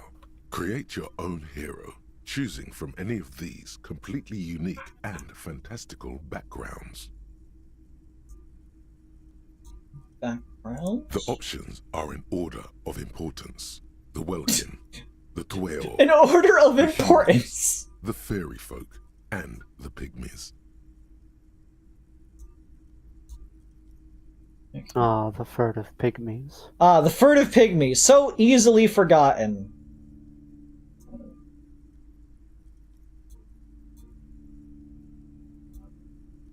Let's read about the Welkins. The Welkin, tall, lithe, and graceful, with long flowing hair and pointy ears. Elves. They're known for being powerful magic users, but can also hold their own in a brawn-driven fight. My mystic is an Eladrin elf. They're from the Feywild, usually, and they are based on the seasons.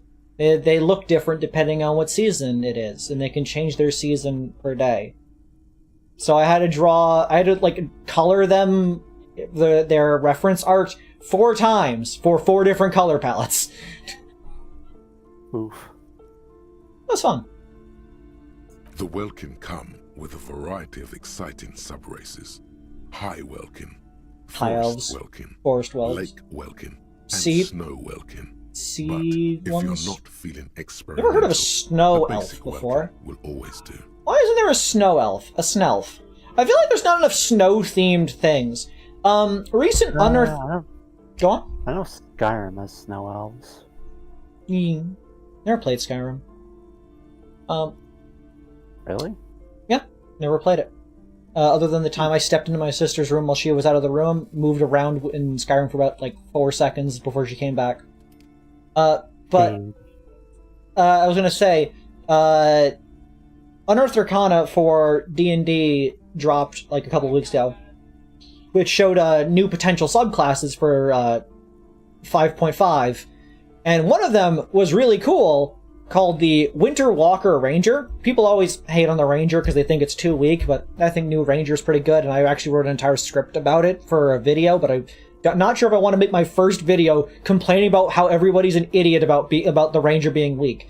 But it was really cool to see the Winter Walker one, because it's a winter and ice-themed Ranger, and I thought that's really cool, because there's not many subclasses themed around ice.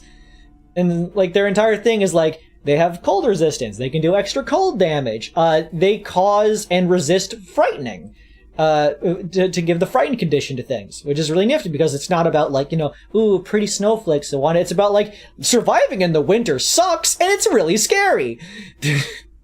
Just really like it. People should check out Unearthed Arcana things more. There's a lot of good stuff in there.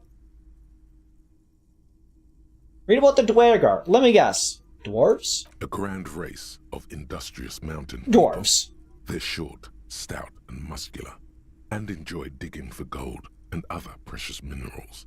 They're also well versed in the art of combat, where they prefer to use axes and hammers. The Dweorg also come in a few different sub-races.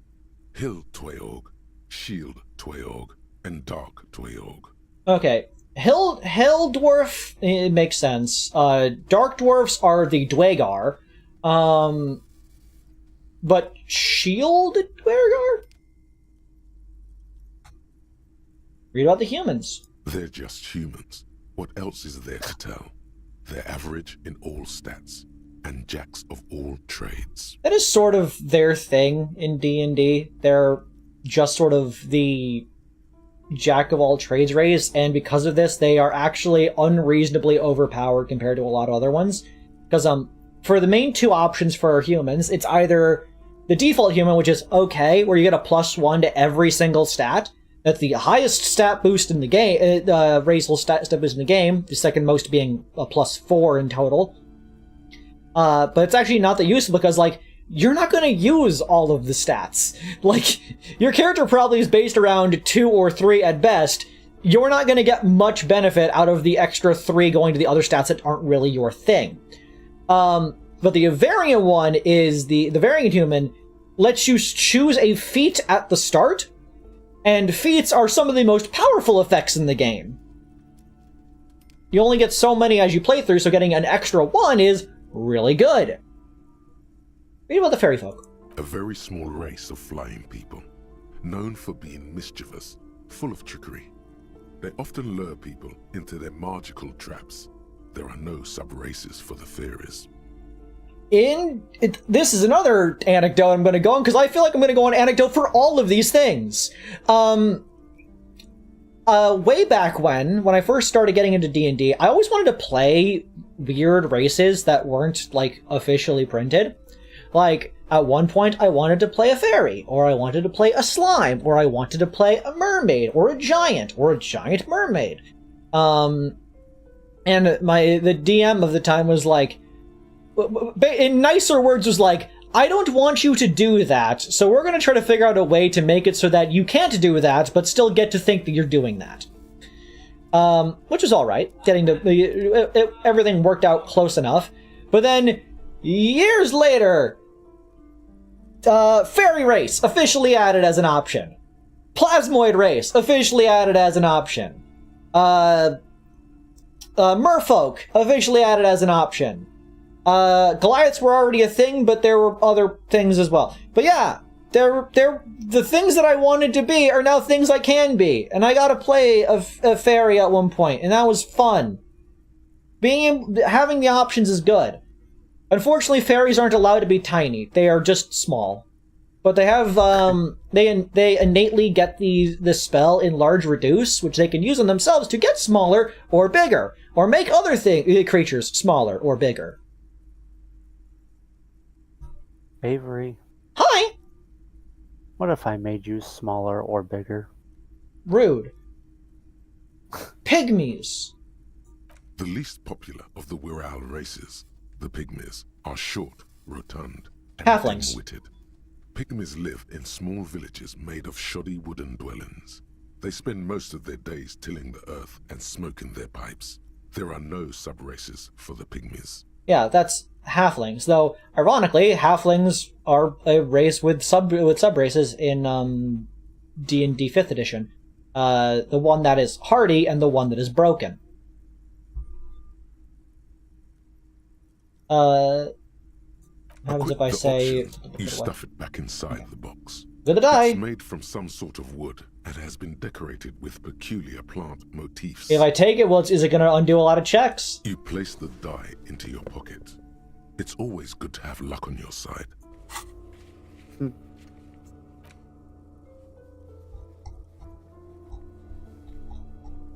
Look in your inventory.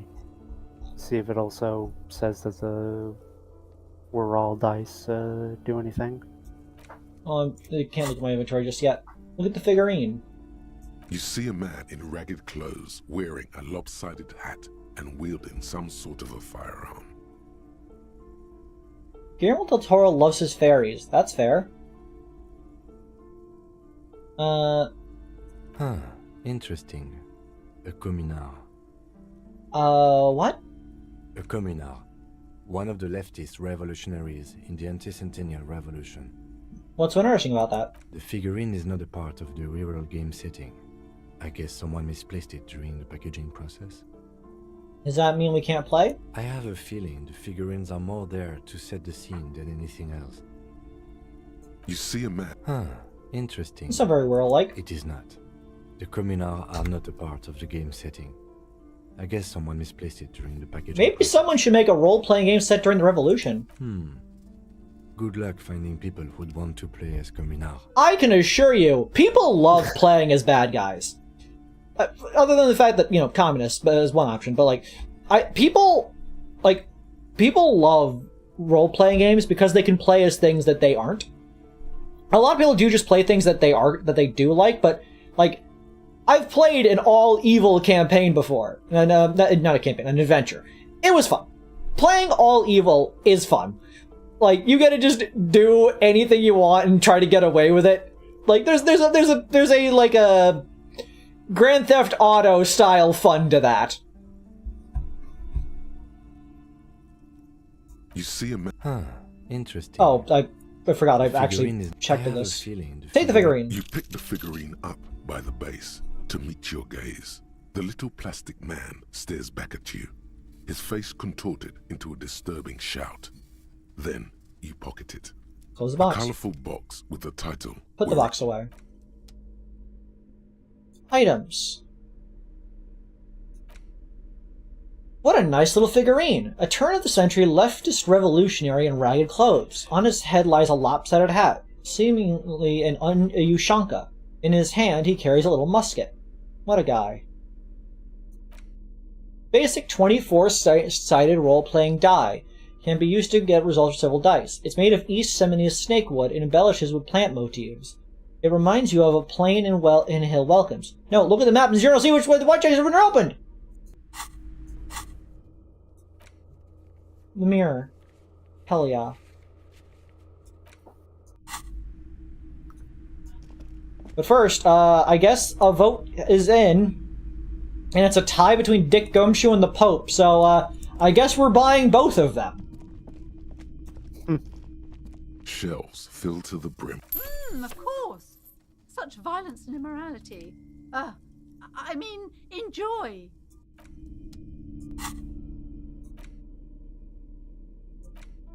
Another Dick Mullen book that woefully misrepresents the nature of police work. In this one, our detectives return from a trip having successfully solved one case to embark on another. Does he finally face the taxing nature of his occupation? No! He doesn't even look like a normal officer of the law. Give 1 second, I gotta put on my hat. Now we could read this book. In your hand, you hold Dick Mullen and the mistaken identity. The brittle paperback feels fragile to the touch. Name on the cover. The cover features a pastiche of different scenes. Pastiche, love that word. A man in a dark overcoat clutches a pistol to his chest. Rising up behind him are two silhouettes wrapped in a passionate embrace. This game has used both the words milieu and pastiche so far. I can appreciate that. Milieu. Milieu pastiche. The tagline reads, Detective Dick Mullen must prove his innocence after an old friend is murdered by someone who looks just like Dick Mullen. That seems to sum up the premise nicely. Fair enough. Dick Mullen's more like a Sherlock Holmes character. I think it is supposed to be Sherlock Holmes-ish, but like more modern, I guess. So No, I don't. It's like no, it's not. It's like Dick Wolf books. I was gonna say it's not Sherlock Holmes. It's like a hard-boiled detective stories. It's Danganronpa in book form. No. Prove it. Yeah, not every detective book is Sherlock Holmes. But it could be. I frequent in all things evil doing. Vandalism, criminality, boobery, all of it. It's the main three crimes. Vandalism, criminality, and boobery. Liz, do you commit acts of vandalism? No.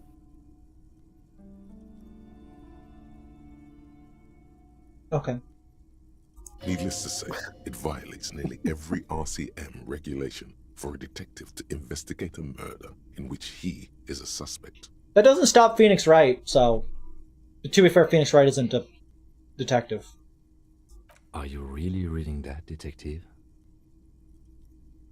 I really need to know who this Dick Mullen guy is. Good luck finding it.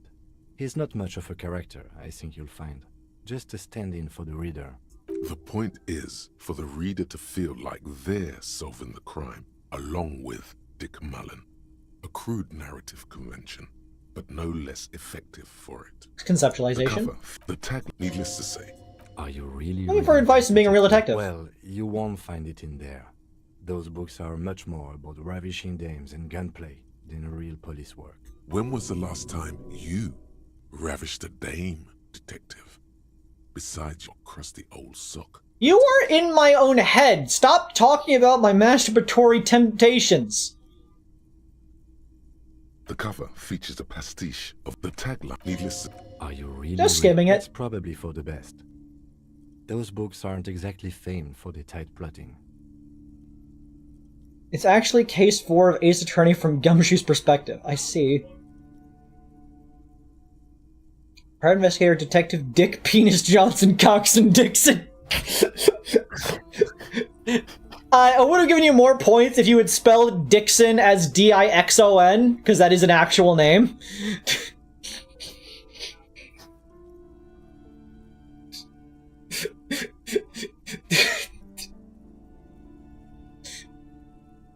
I want to change my name in the server to Private Investigator Detective Dick Penis Johnson Coxon Dixon. The name of Detective Dick Penis just...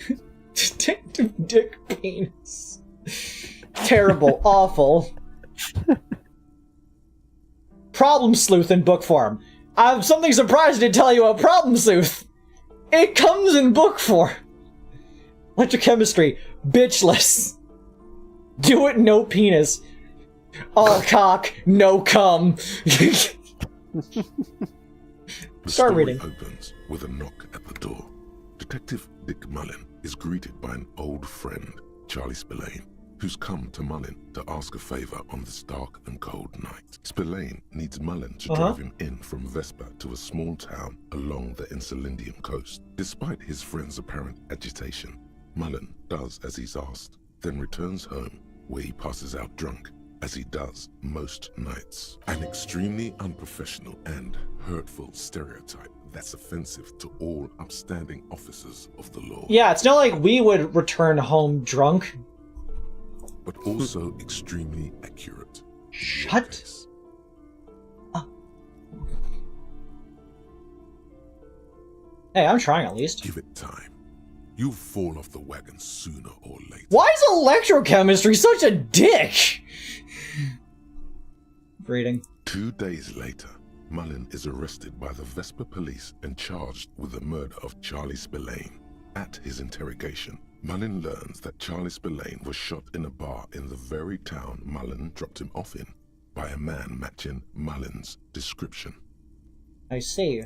Desperate to clear his name, Mullen manages to convince the Vesper police to release him for 3 days so that Mullen may solve his friend's murder and prove his innocence. The cops released their prime murder suspect so we can find the real killer? Are you shitting me? What's the matter, detective? Where do you want to start? I don't know who's writing this shit, but I have the feeling they aren't experts on homicide investigations. The lieutenant shrugs, resigned to the idea that his profession will rarely, if ever, be accurately represented in art and literature. They're not shitting you, detective. This is what the writers think passes for police procedure. Okay, so Mullen didn't do it. Of course, Mullen didn't do it. That's the whole premise of the book. Anyway, Mullen returns to the seaside bar where Spillane was murdered and meets a beautiful, mysterious woman named Diana Denerva. Nice, a dame. And not just any dame. She's truly one in a million, a knockout whose mind is as dangerous as her curves. But she's got a secret. She is secretly Avery. 2 camels in a jumpsuit. What? Avery, Huh. is your mind as dangerous as your curves? I feel like one is definitely more dangerous than the other.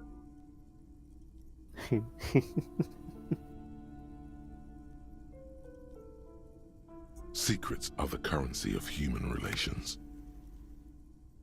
Your secrets are unknown even unto you. So does that make you a rich man or a beggar? Thanks, Volition. That was philosophical. Now it's getting interesting. Denerve reveals that she was Spillane's lover and that he was mixed up with a local amphetamine smuggling operation. As soon as Mullen begins pulling at strings, the whole conspiracy begins to unravel.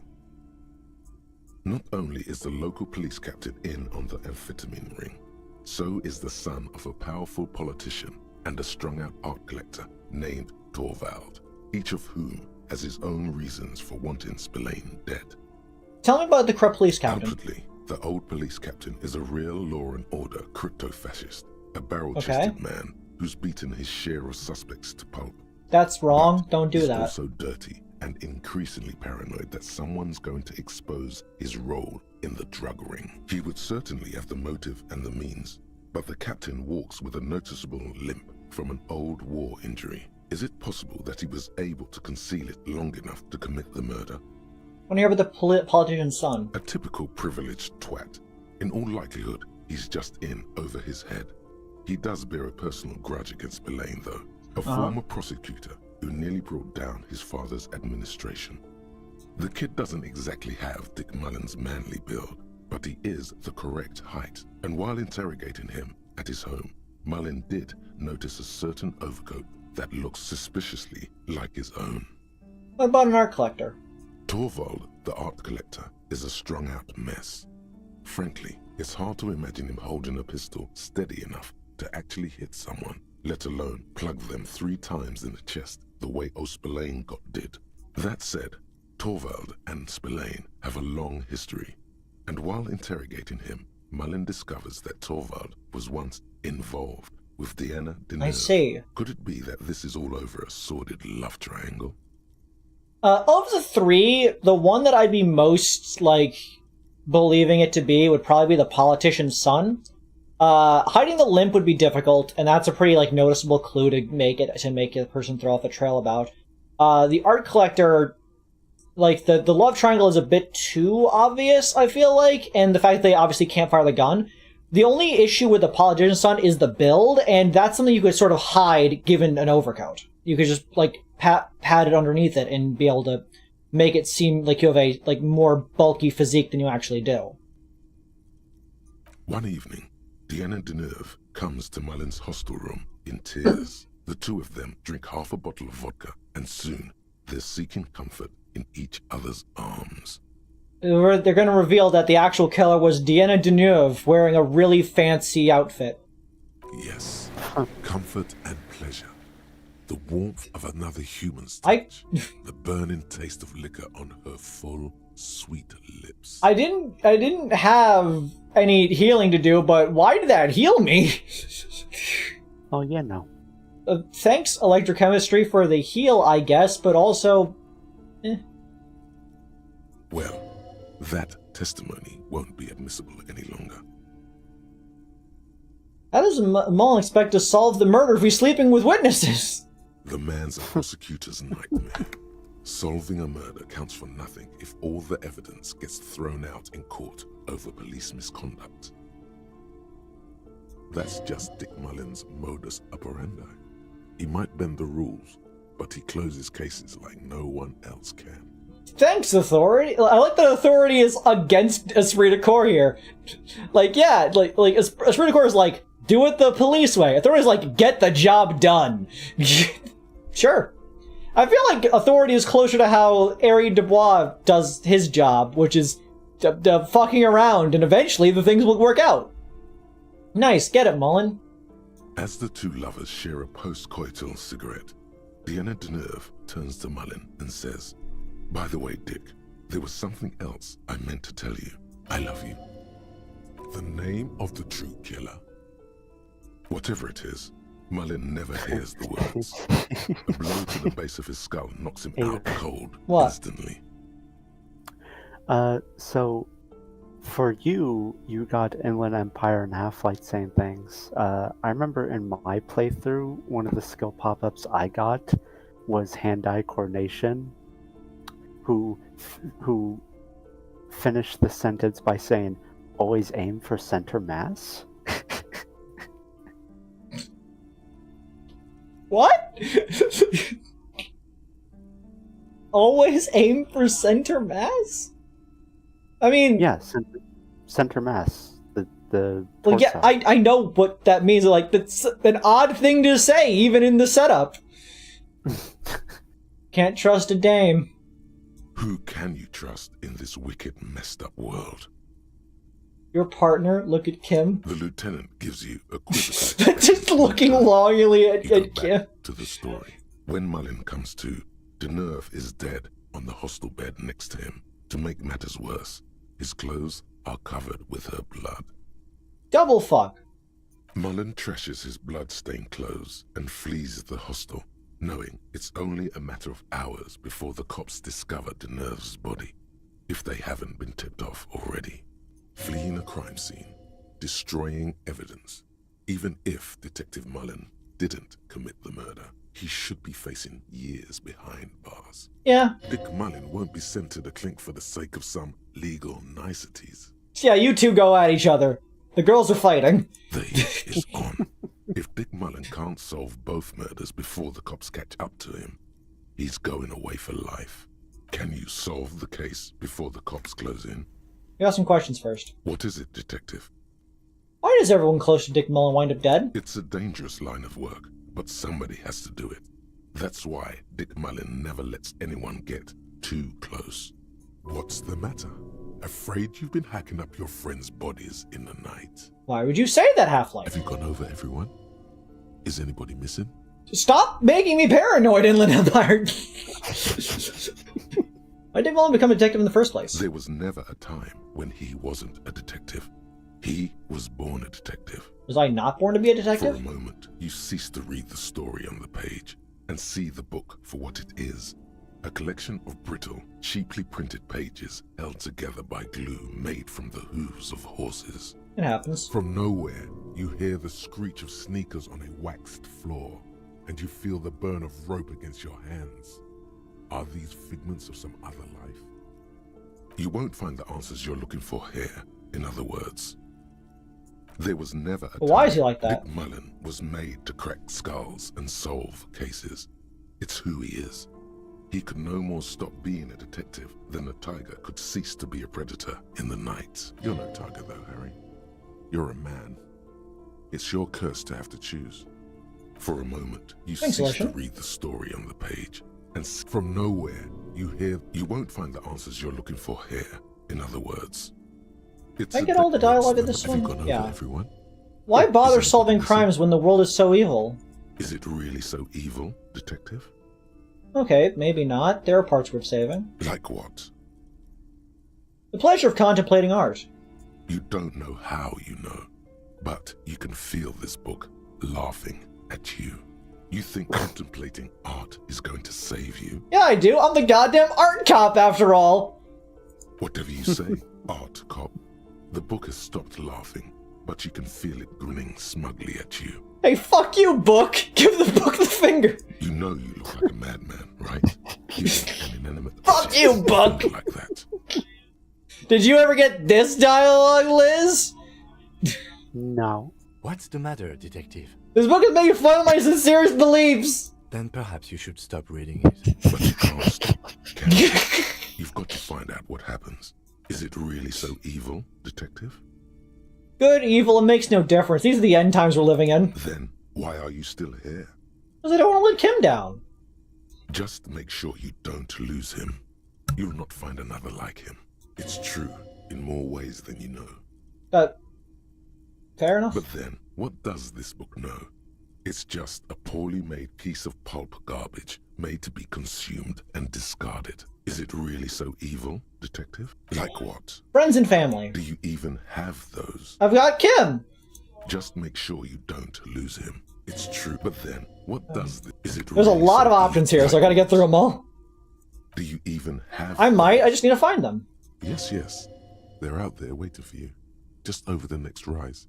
Up on Marvel Hill. Did you lose them? Or did they leave you? Do you even know the difference? They left. But then, what does this book... Is it really so evil? Like what? Do you even have... I did, but I lost them. Yes, yes. They're out. Did you lose them? But then, what does this Knowing that's book the know? exact same dialogue. Is it really so... Like what? The sweet taste of a good cigarette, which I still need to find. I feel like... I guess that dialogue exists because I still haven't completed that quest. I mean, if I haven't completed the quest, that means that this dialogue is something people don't normally see. There are worse things in the world than the pursuit of chemical pleasures. But there are better things, too. Yeah, because, like, honestly, the fact that that dialogue pops up is interesting because, like, that quest is a tutorial quest. It expects you to do that, like, immediately, because it's just a cigarette right there.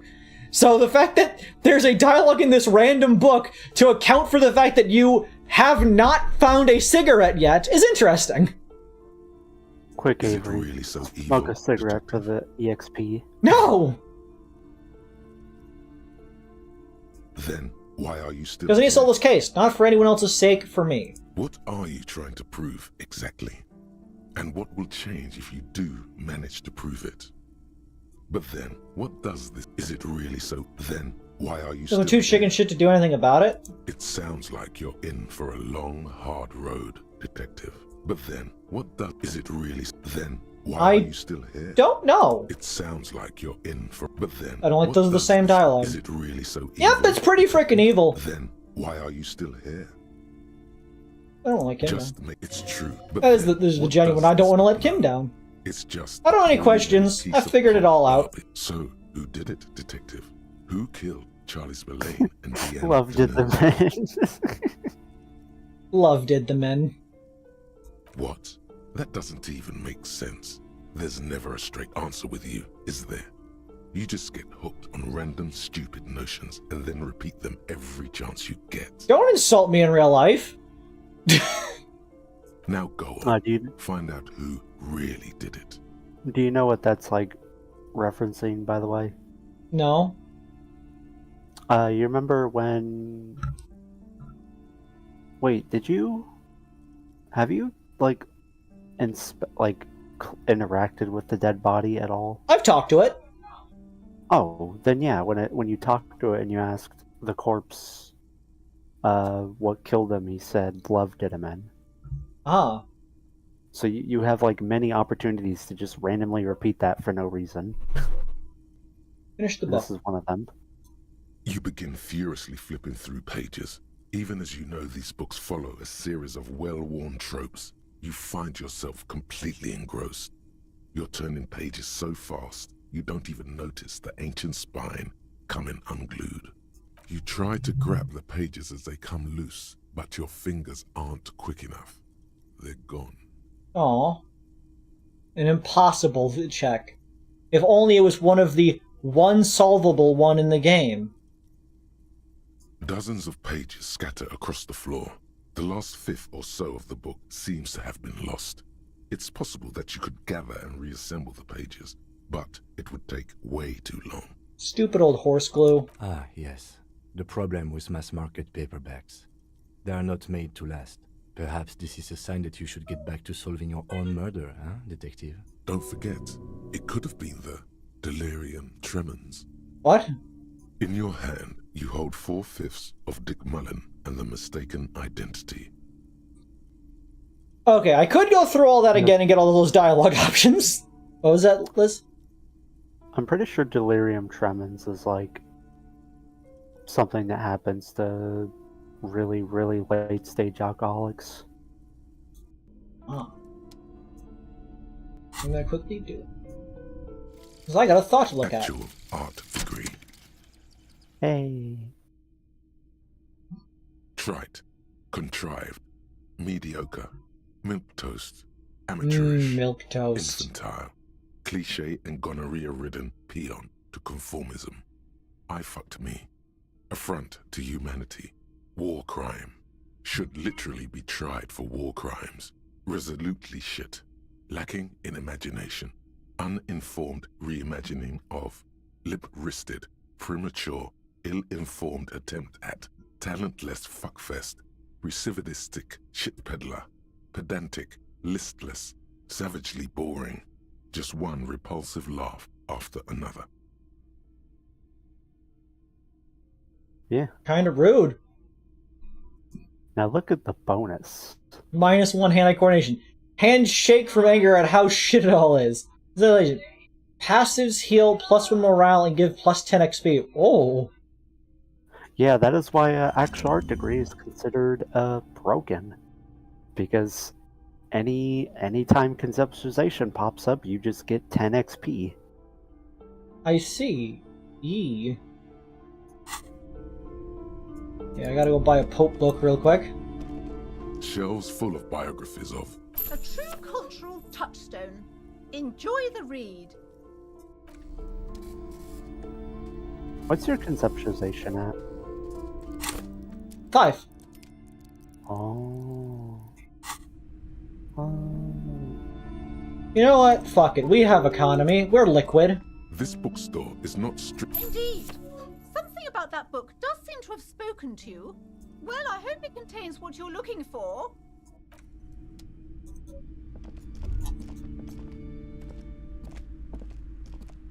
shelves full of...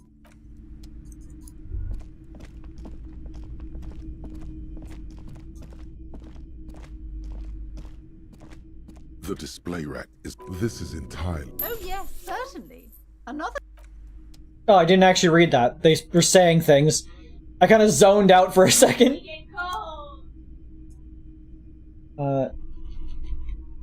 Milk toast.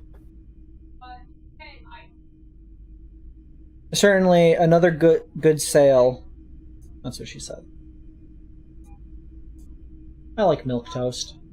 Just dunk it in there.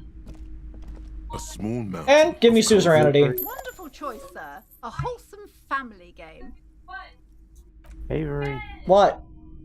What if I dunked you in milk? Please do.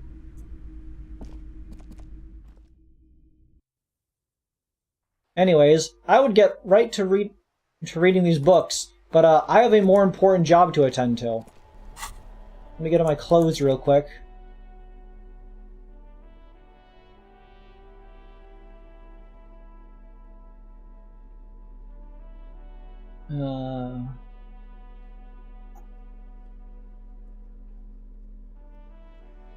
Where is it?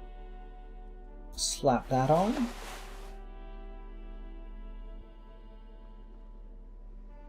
Slap that on.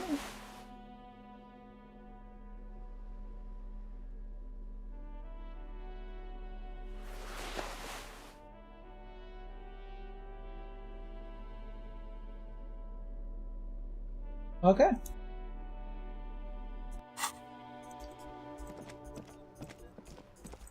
Let's get this road on a show.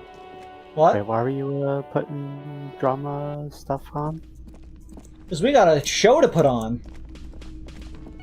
Oh, right, yeah.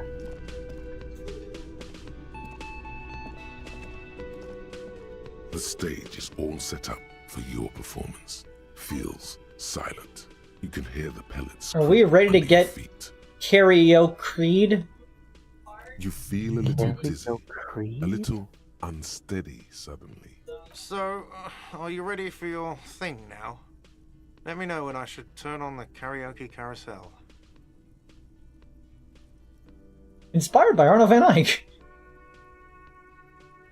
Let me just. Oh yeah, I forgot.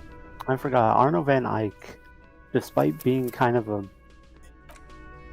worthless thought on its own, it does give you a +1 to a lot of random checks. Are you ready for your thing now? Let me know when I should turn on the karaoke carousel. Okay. I don't blame you if you like reload a save or anything, because I think both the success and failure for this is like both very good. Let me see, Snake Eyes. The air is thick with anticipation. The tape clicks into the carousel, and then the music starts. God, a lump's in your throat suddenly. This is gonna be good.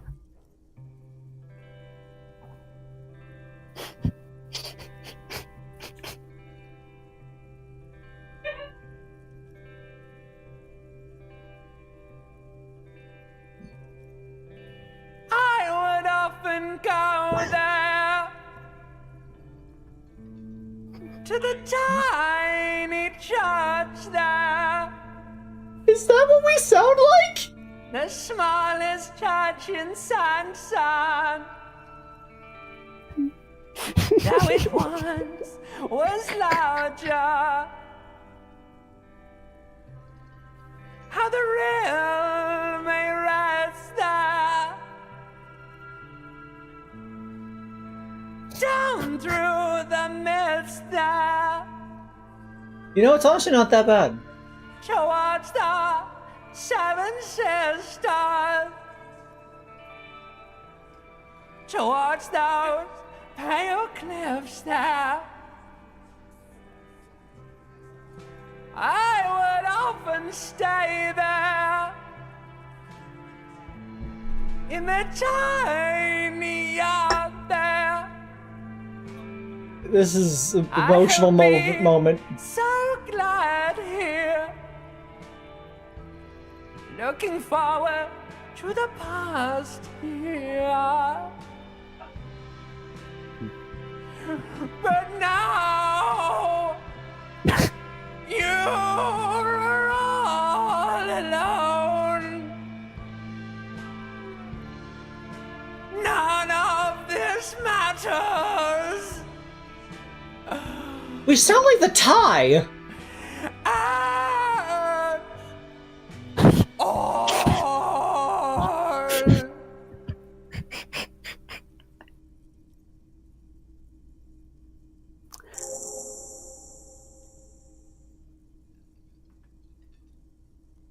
I would often go there, the tiny church there, the small church in St. Sens. Oh, it once was larger. How the rill may rest there, down through the mist there, toward the Seven Sisters, toward those pale cliffs there. I'd often stay there, in the tiny yard there. I've been so glad here, looking forward to the past there. But now you're all alone, none of this matters at all. Did you hear that? The most pathetic applause in the world, made of pity, no matter the time of day, or how small the audience. This is a pitiful applause. You didn't like it? I'm over here singing my fucking heart out. Is it not good enough for you? Fuck you! I gave it my fucking best. I gave it everything, and you shit on me? A voice from the back squeaks something. It's definitely Shanky! laughter. Someone walks out of the room by the front door. Some woman. Is it because of you? Does anybody feel? Fuck y'all, you scum! That's it. I'm unplugging it.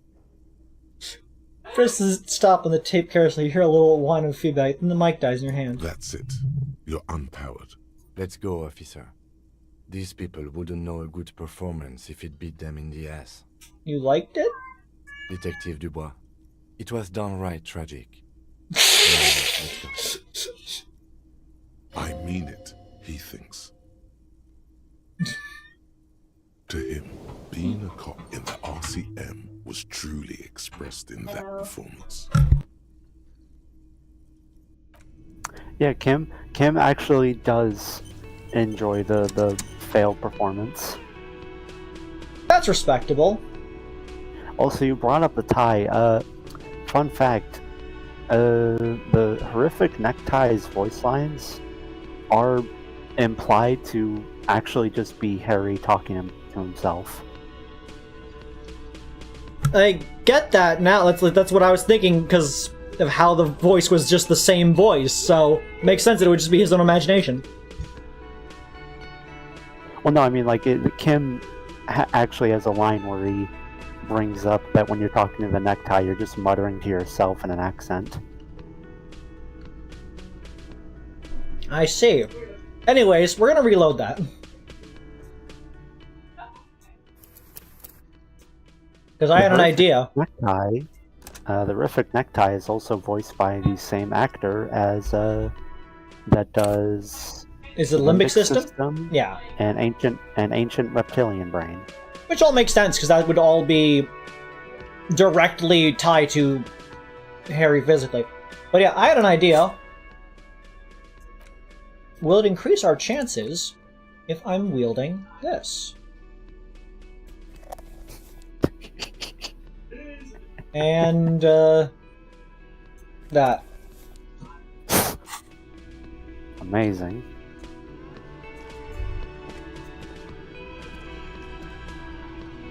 Oh, did I load the wrong save, or am I just in the...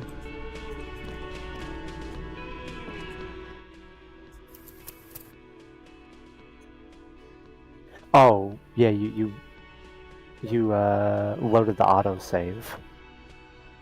Oh.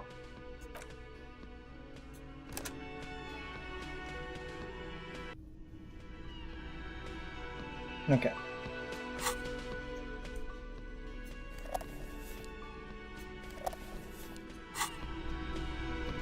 The stage is all set up for you. You feel a little... So, are you ready for your... Dang, it does not increase it. Let me know when I should turn on the karaoke carousel. I wonder what the hand conundrum is. Oh, it's one of the things from doing these. Oh yeah. It's annoying that clicking On anything besides a look, Kim, I'm gonna sing karaoke. Gives you minuses to the check. Kim is inside of me physically here. Anyways, know. we nail these. The air is thick with. The air is thick.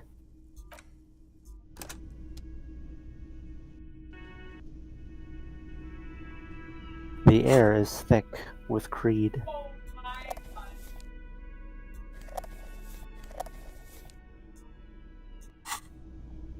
The stage is. You feel. So, are you ready for your thing now? The air is thick with anticipation. Got nat 1. I was looking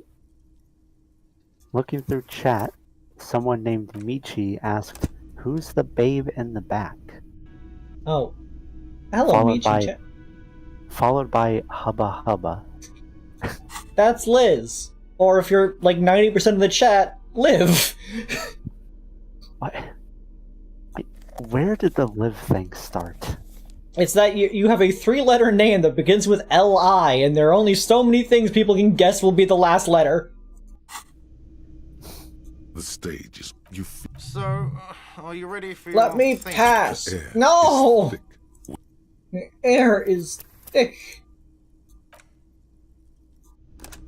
Hubba Bubba is a gum.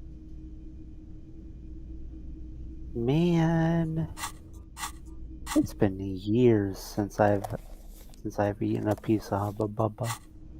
Hubble The Bubble. stage is all set. You feel a little. So, are you ready for your... The air Yeah, is 20. thick with anticipation.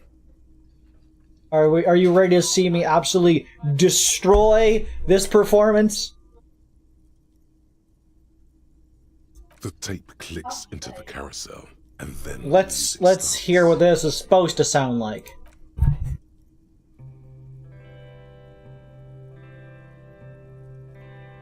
Kim, get out of my physical space. Why is Kim? He's supposed to be in front of the stage. He's motivating me. he's. I would often go there. Oh. To the tiny church there. The smallest church in San. Though it once was larger.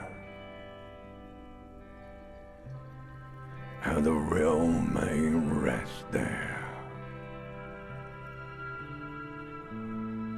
Down through the mist there. Toward the Seven Sisters. Toward those pale cliffs there.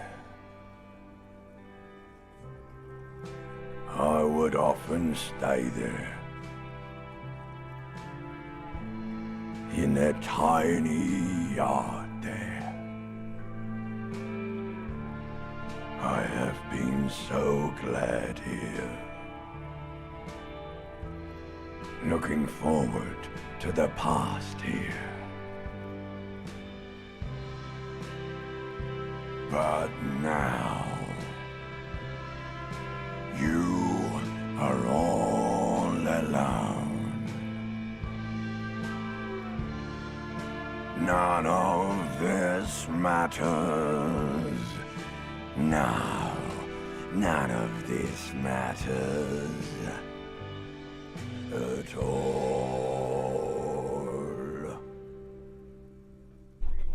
Yeah, Lunacon. I'm not gonna lie. I prefer the limbic system's take on it.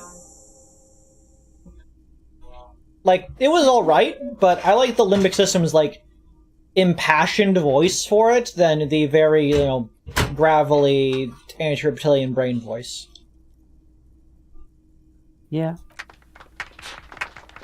Not bad. Yes, not bad at all. Feel your hands shake as awareness of your body returns to you. Thank you, Asian reptilian brain!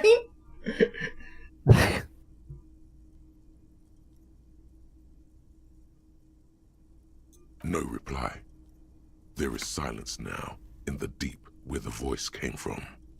It has receded into you, to return only in dreams and nightmares. Thank you. I don't need big crowds. I just need my friends. Okay, yes. I'm going to unplug the microphone, so you can get off the stage now. I did it. You did it. So, I shaved. Yes. I don't know what to say. Perhaps. Is it? You can tell me, Kim. I'm not really sure about this turn of events. I think the mutton chops might have been a better idea. They sort of seem to cover up some of the damage. Either way, good on you. You were saying?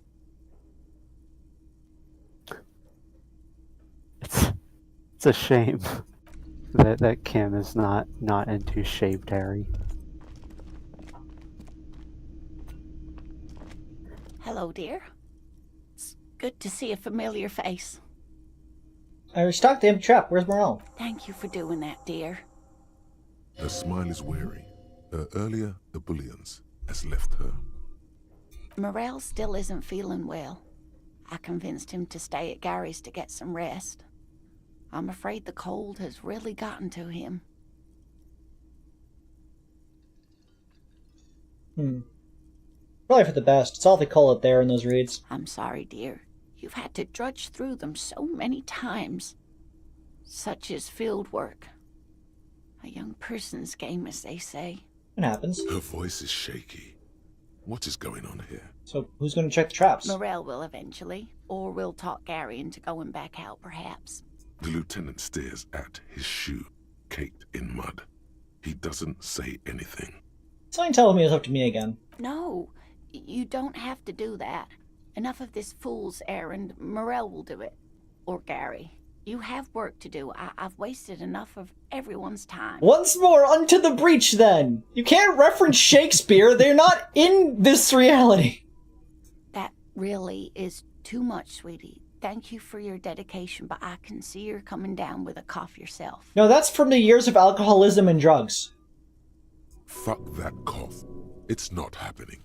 The insides of your lungs are lined with tobacco, a powerful antibacterial agent. You are unstoppable. You smoke so many cigarettes, you're now immune to air-based diseases. Very strange. Why is she not letting you do this? It's like she's given up. You seem different. Different? How? You've given up on the Phasmid. I'm in doubt, sweetie. That's all. Everyone is now and then. You're in doubt about what? It's a strange feeling. I haven't really told this to anyone, but you are a police officer. What makes you think that I'm a police officer? Gosh. Do you ever wonder if some lovely story from your childhood is just that? A story? Or a dream? Seeing the Insulindian Phasmid was just a story I used to tell people. I didn't really think about whether it was real or not.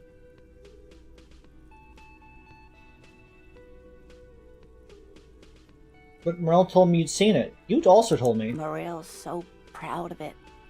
He always tells everyone. A terrible sting in the heart. Regret.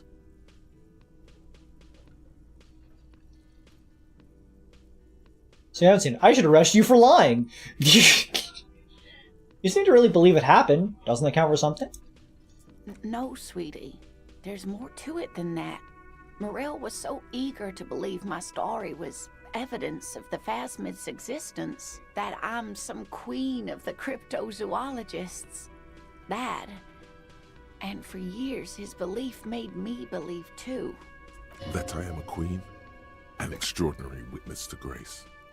But now, we're both getting old and he's still working himself sick out in those reeds looking for it. But what if I was just wrong? I think I was... The lieutenant opens his notebook, but doesn't write anything.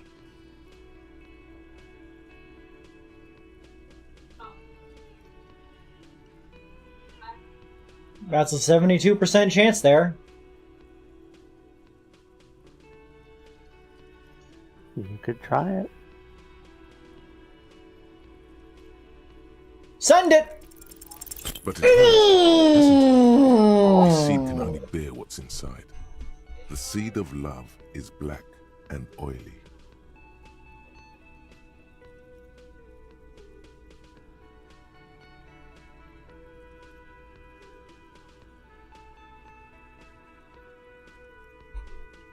It has a taste you're quite familiar with.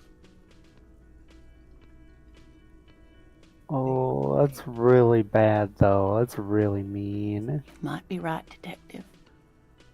I was a paraplegic before we met. He didn't know before I came in on our first date. Quick, reload If I with suggestion here. Cryptozoologists. If I didn't tell him that story. I'm very tempted to. I'm in physical pain. She has to swallow to relax her throat. It's keeping her from talking.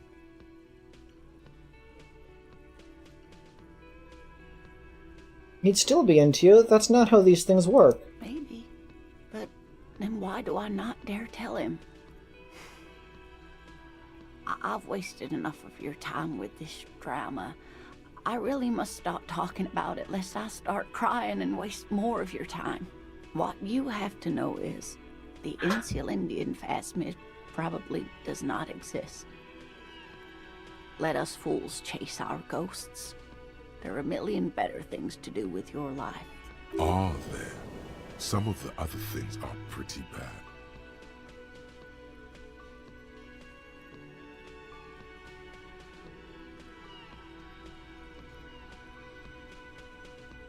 Tell with this. I still believe you saw the phasmid. A true believer. Sometimes I still see it too. The real memory of it. How it was there. Not the memory of the memory, but it's so hard to tell the two apart. I need to sit up in my chair. That I physically slumped all the way down in my chair when I got that bad roll. Either way, I should go. Poor Morel is running a fever, and I need to get him home to Jamrock before we overstay our welcome with Gary. You sure don't need help getting to Gary's? Oh no, thank you, but I can get there on my own. This old thing is gas-powered. And then a taxi home. It's not so bad. Gas-powered. You do that. I'll check the traps one more time. Really? Oh, sweetie. Please don't get stuck on a dream. Take it from me and Morel. Can I have your address just in case there's news? Okay. It's 1113 Tabernacle Road. Jamrock, but... A sigh. She doesn't think you'll need it.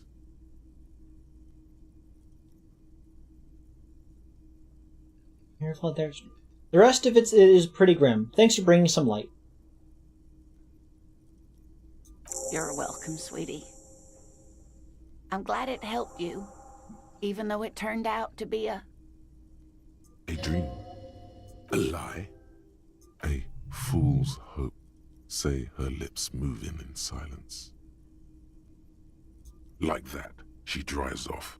The gas engine putters quietly as she gets to the doors, then pushes them open. Outside, the cold, coastal wind blows. We should go too. Aww. I really wonder... I really want to see the alternate timeline where they didn't scrap the idea of having Lena as a party member. Have I mentioned that trivia to you before? No. I mean, officers. Oh, yeah. Lena was originally planned to be a party member. That's why there's a dialogue. That's why, like, when you first talk to her, you have dialogue from Esprit de Corps saying you should recruit her. I see. Because it's a reference to it. Small church St. Sandra. The character man is waiting for you to acknowledge that he recognized the song. Church is actually my past. Church is actually my life. Church is actually my love. Things are really bad with it. Fucking rock that shit. Told you I'd rock that shit.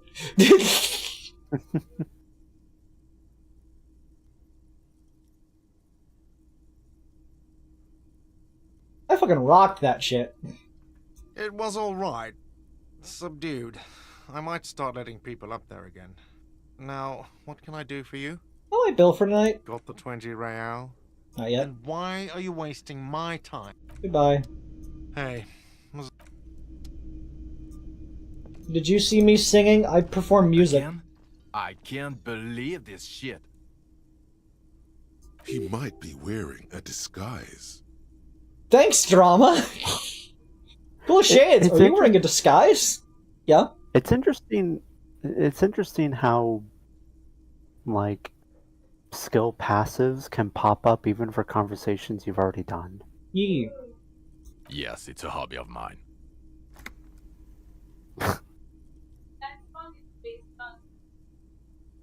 Who is this guy? I'm not getting involved in. It's not my style, he thinks, glancing at the man in sunglasses and the woman beside him. Who? Okay. What a relationship be? Let's be crazy. Let's say you and I are partners. How's that for a thought experiment? Seem like a bit of a drag. No offense, but I could do better. None taken, my friend. None taken. Let's be honest. There's been some purely fictional talk in our imaginary station in regards of who'd even be worthy of your partnership.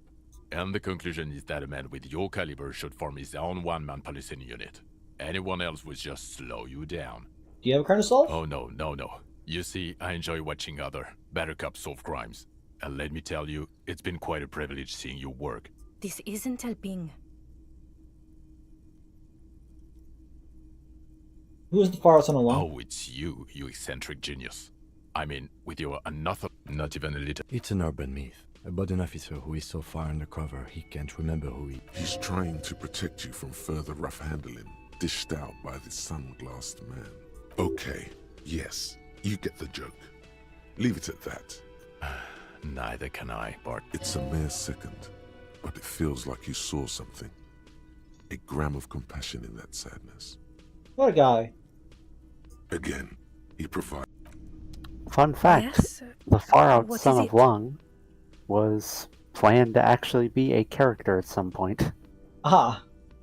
Because there is concept art of him. Oh, nifty. Did you hear that? Did you hear me sing? Did you like it? That was pretty good, Harry. Wasn't it, Jean? That was. Yeah, that was absolute shit, if you want my opinion. Drunken shit. Haven't wanted anything to end this badly since I had cluster headaches. Horrible. Truly horrible. I beg of you, don't ever subject anyone to this torture again. I mean, seriously, you need to... You're such a tsundere. Jean, it's not right. Don't make it worse. And I really Jean, liked it. Jean kind of is, honestly. She actually did. Aw. Are you with him? Of course I'm with him. He's an Why do you asshole. You're an asshole. You know what? Maybe we're both assholes. Please, let's not turn this into another exchange, okay? We're from the same police station. God damn it, you leave her alone. Keep your... Can I actually help you with... Yes, of course. Preposterous. I mean... Okay. The gay.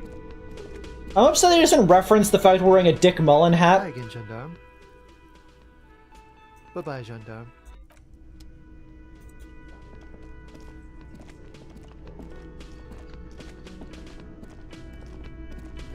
Chev suggested looking at the other board game.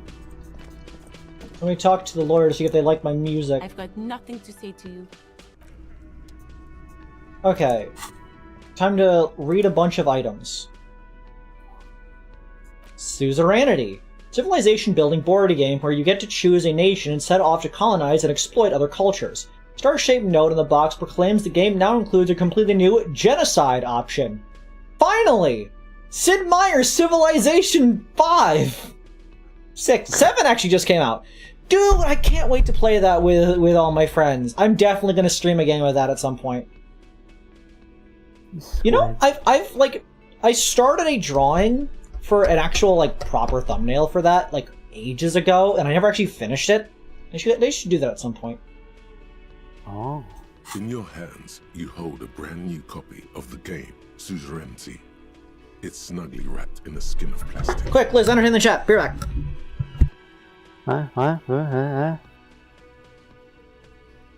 Oh no. Alone with the chat, whatever will I do?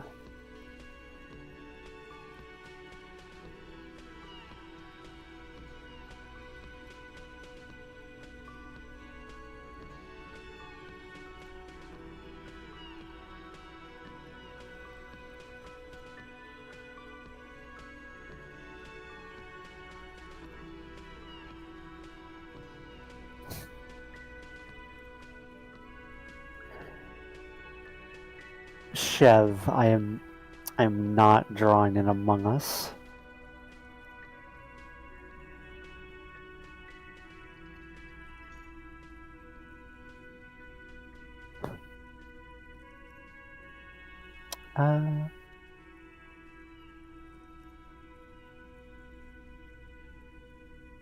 Nah, my Friday was kind of not amazing, Jaden. Mostly just had to go around doing a lot of busy work. Because we, up where I live, we had a very, very huge snowstorm, and we're kind of still doing cleanup.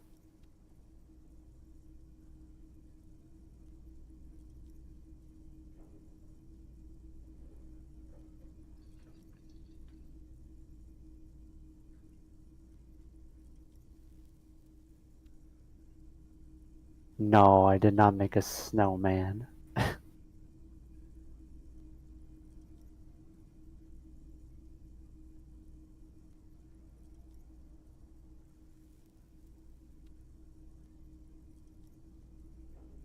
One of the reasons why I'm very, very glad that I am moving out this year is means I will be living somewhere where I won't have so much snow shoveling to do during the winter.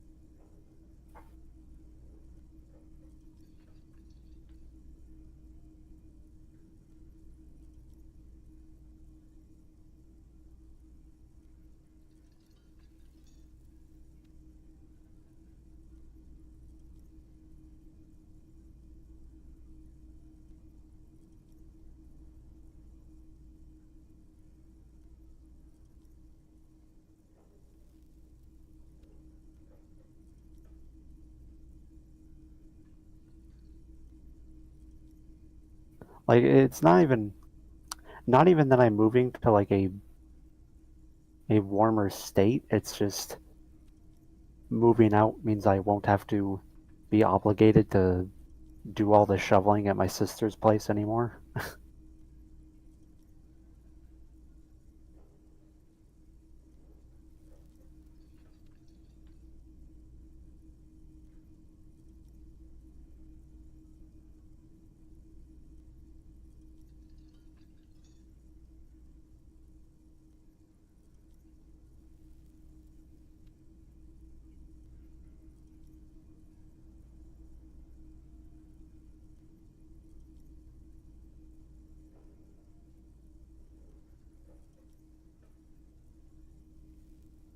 Yeah, snow is cool till you drive in it, or you have to clear it, or when you're out in snow when it's below 30 degrees.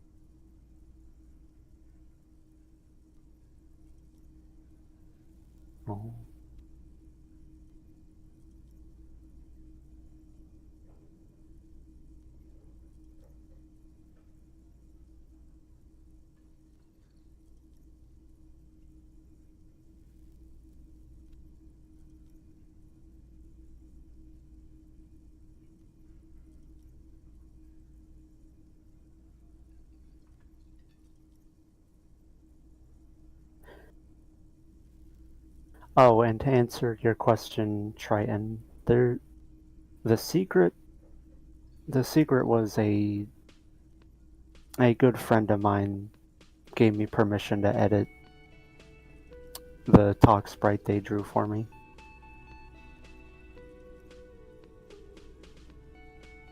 That is how I acquired these.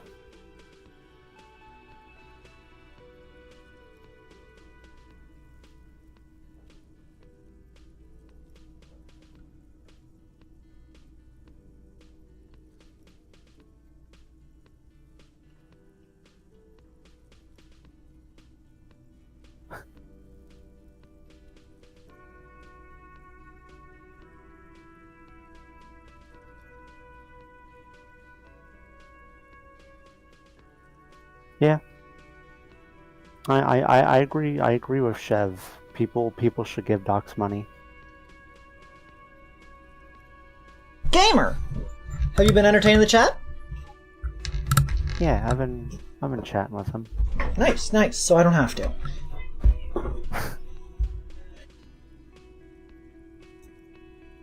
Okay. Probably not entertaining, but I was making small talk.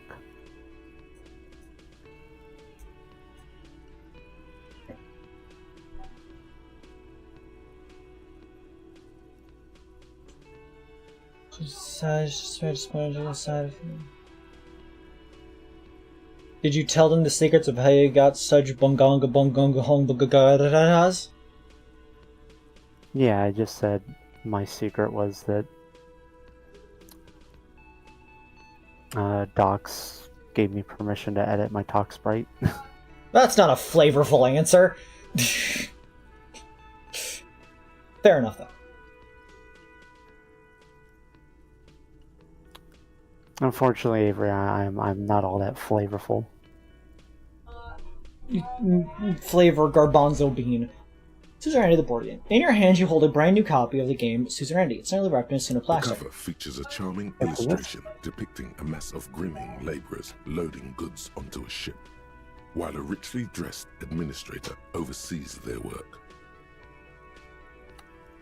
I was gonna say that this is why I am not the streamer, because I am very bad at being entertaining on the spot. Yeah, it's very hard. I like to think I'm funny when it's just us hanging out by ourselves, but on camera in front of an audience, I am a bit quiet and boring, I think. Nah, you're fine. You just gotta get used to just saying shit. Like, this actually is really good for, like, the social anxiety things. Like, often I have issues, like, speaking up in conversations because I never feel like I'm important enough in the conversation to get my input in and speak over others. But on stream, everybody is here for the people on the stream, you included. Anything you say is like candy to them. They love the words. So anything you say is valid. These people eat garbage. They're...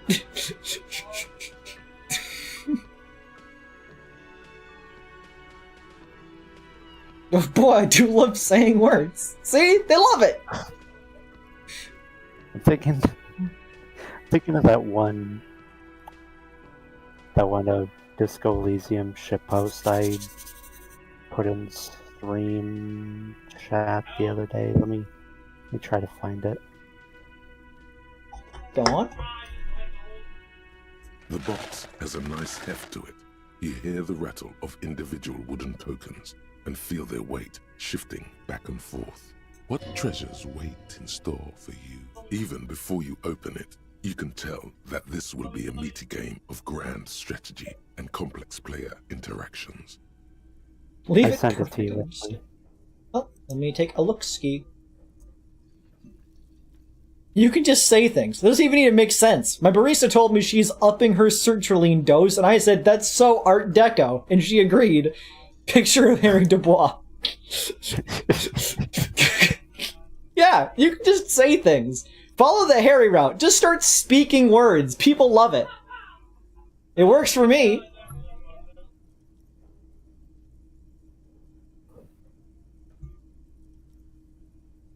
Try and don't diss pineapple on pizza. That's a perfectly valid option.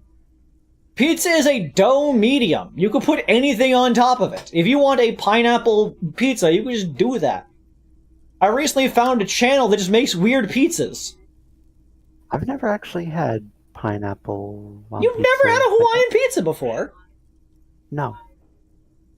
That's on the list of things that you're going to have to try at some point. Man. Like, people... You know what kind of pizza I want right now that I'm thinking about it? A piece of shit. Got him. Dawn? I want breakfast pizza. Those are so good. What's a breakfast pizza?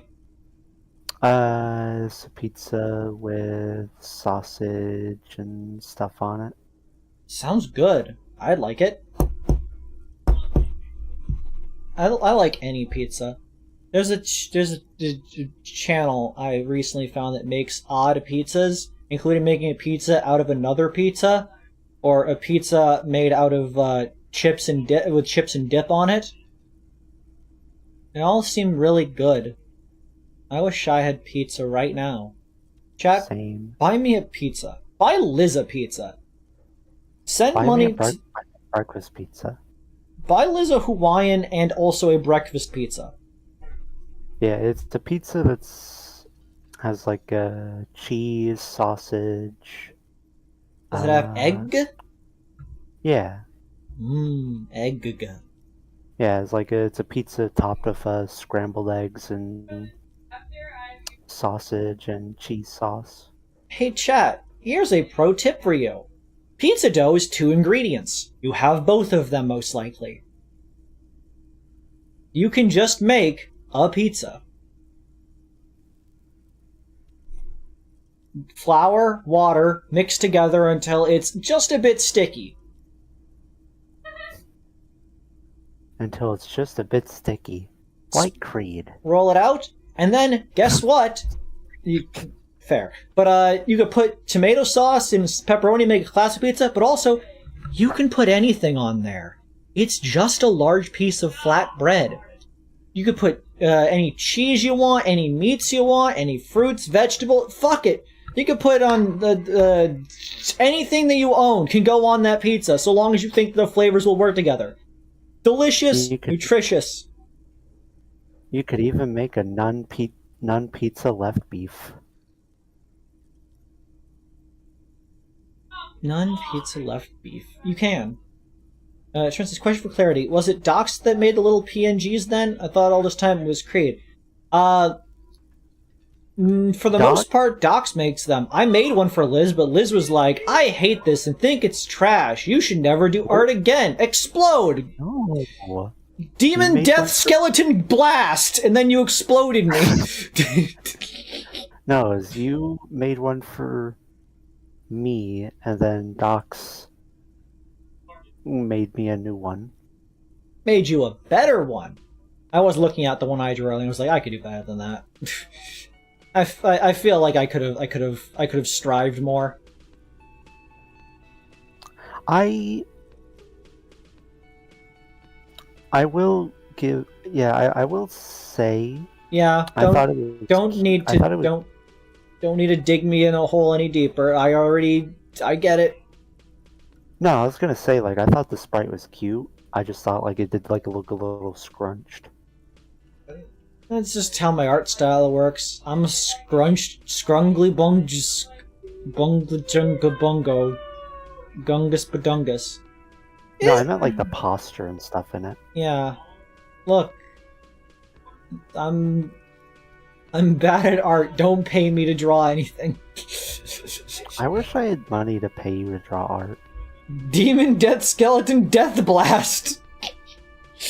Honestly, I'd give you money, like, not even as a commission thing, just as a Renaissance era patron of the arts type thing. That's fair. I would be so happy to be patronized by the church. No churches pay artists to just draw things anymore. It's fucked up. Avery. Hi. Baby. What? Give me money so I can give you money. I don't have money. The plastic wrap. Fuck! I didn't want to do that one.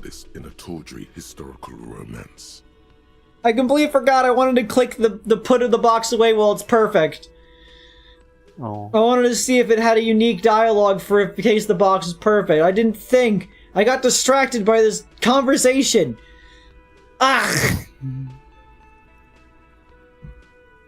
Avo Bobavo. Gabba-ba-day-bub. There's a hiss as the lid slides off. Inside, you find a thick, full-color rulebook. Don't load. That's way far back. You'd have to go through all that. That would waste so much time. Savor that new board game smell.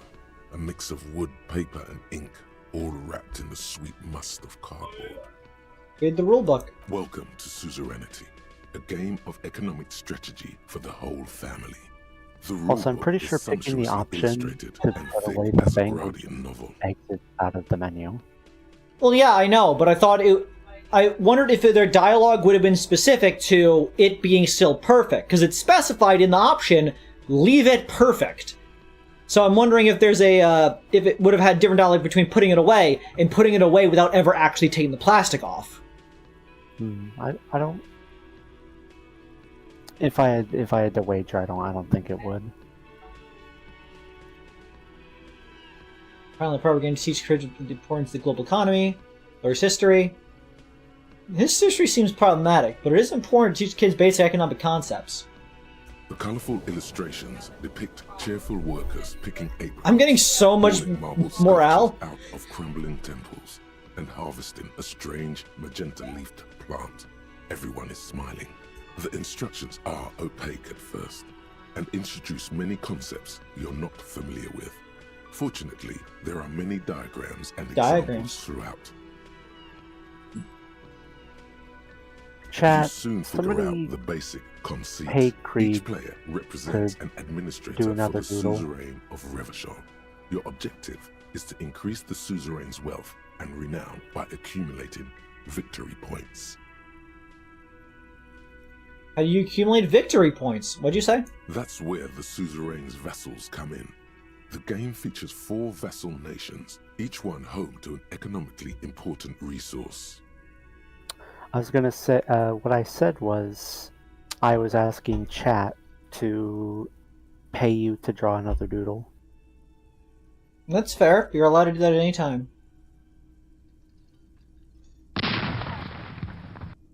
PSSSD, your art See, is good. I don't have money, Here's the but monies to I prove can now prove your power be a and give me beggar some on the tibbies, street pretty please. telling other people to spend their money. Granted, a beggar would not be telling people to spend money on things that aren't them, but still.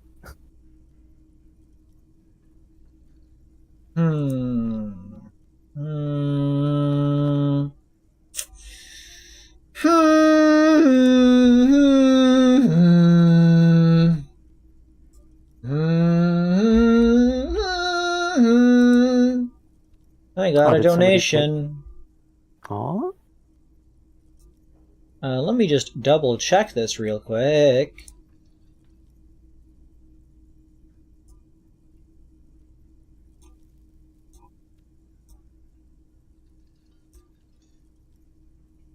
Opening up Streamlabs.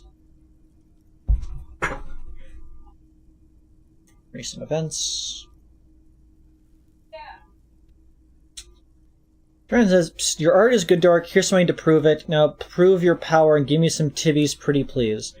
Unfortunately, you donated $6.69 when the donation requirement is $6.66. So technically, you did not pay enough to get a drawing. So, Avo.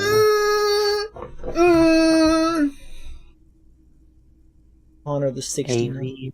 Avo, baby. Okay, fine.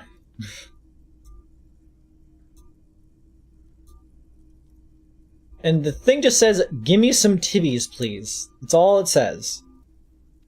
Okay, fair enough. Let's get the thing on screen. Simply draw an inanimate bust. They just said tibbies, they didn't say tibbies on them.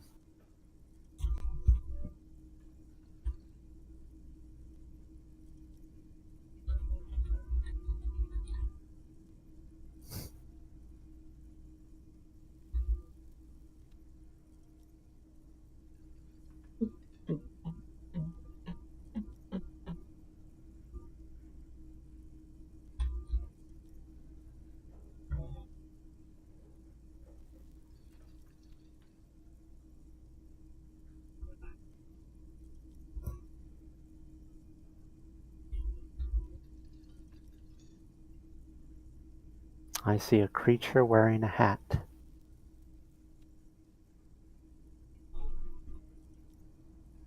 Bonk.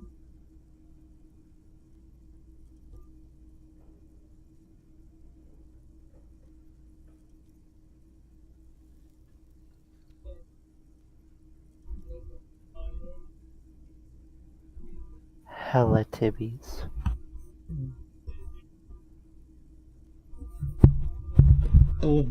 Hella, There you hella go. is a good word.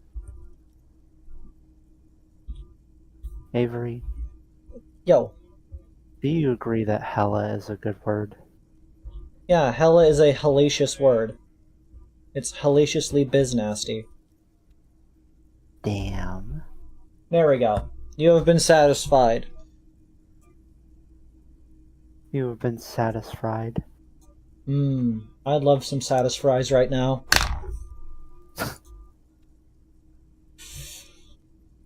Each turn, the player collects resources from vessels where they've placed workers. They may then rearrange their workers, fulfill contracts for coin and bonuses, or build structures back in Revachol. Fun. As you leaf through the pages, your eye catches on a sidebar labeled Advice for Beginners. Read the advice. Remember, there are many paths to victory in suzerainty, but successful players will find one strategy and commit to it wholeheartedly. Boring, boring, boring. Tear up this rulebook and commit some old-school atrocities. Isn't there any way to invade or commit atrocities or anything fun like that? Suzerainty is a family game. The only atrocities you'll be committing are against the social standing of your rival administrators, as you bring in ever more resources and power for the suzerain. Speaking of, the actual scoring system appears infinitely complex, with a series of tables and appendices required to compute each player's final victory point total. You skip that. But the genocide add-on, yeah. Welcome to Suzerainty, a game of teaching them about the importance of trade and global economy. The colorful illustrations depict cheerful workers picking apricots. The instruction, you soon figure out the basic conceit. Each player represents... Fuck the suzerain, what about my wealth and renown? There is no path to wealth and renown, but through the suzerain. As one of the suzerain's trusted administrators, your very function is the glorification of Revachol. I can't believe they've combined diplomacy and monopoly into one game. I've played the game of diplomacy before. It's actually really fun. For those who don't know, diplomacy is an ancient game, as in it comes back from like the 40s. And I think it was like actually the 50s or something. How it worked is it's basically just a map of Europe, though there are other maps since then. And there are like 4 main groups, I think it is. I think it's 4. Could be 6. Might be 6. I think it's 6. I'm gonna go with 6. Main groups. And every turn, you have like all your like little units on your little different sections, like little countries and other such. And then you, on the turn, you've selected where you want to attack, and your enemy selects where they want to attack. All of it is done secretly. You can't see where your enemy's attacking.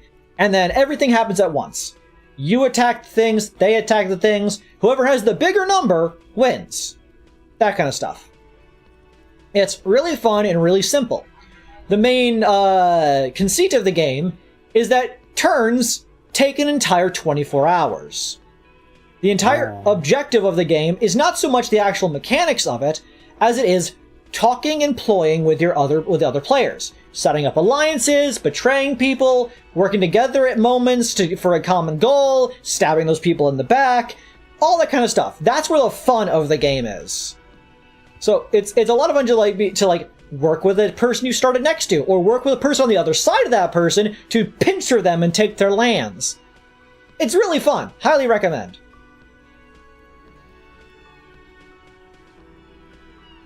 That's where the suzerain's vassals come in. The game features 4 vassal nations, each one home to an economically important resource. Question from the blind dum-dum. I want to throw some money Doc's way too, since someone just can best way to contact Docs about potential comms. I don't think Doc is taking comms at the moment. Each turn, the player collects resources from vassals where they've placed workers. They may then rearrange their workers. Fulfill as you leaf through the pages. Remember, boring. How's the winner determined? The actual scoring system appears infinitely. Welcome to Suzerain. The colorful illustration, the instructions, you soon figure out the basic conceit. Each player represents an administrator for the That's where each turn, as you leaf through Ignore it, just tell me the winner's determined. The actual scoring system Okay. appears. Examine the components. You open up a number of pouches containing wooden tokens. There are also several punch boards with other cardboard components that will need to be punched out before you can play. Here are the wooden tokens. In addition to the worker and building tokens used by each player, there are also several piles of colorful resource tokens, each representing one of the game's 4 principal resources.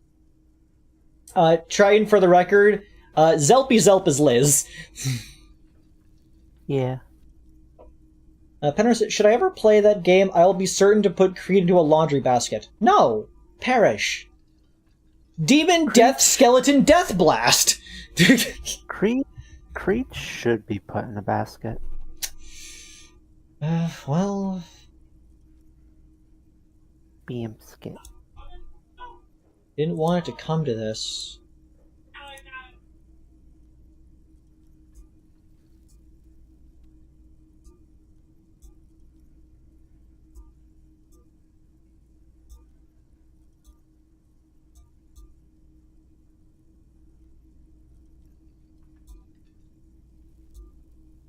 There we go, you've been demoted.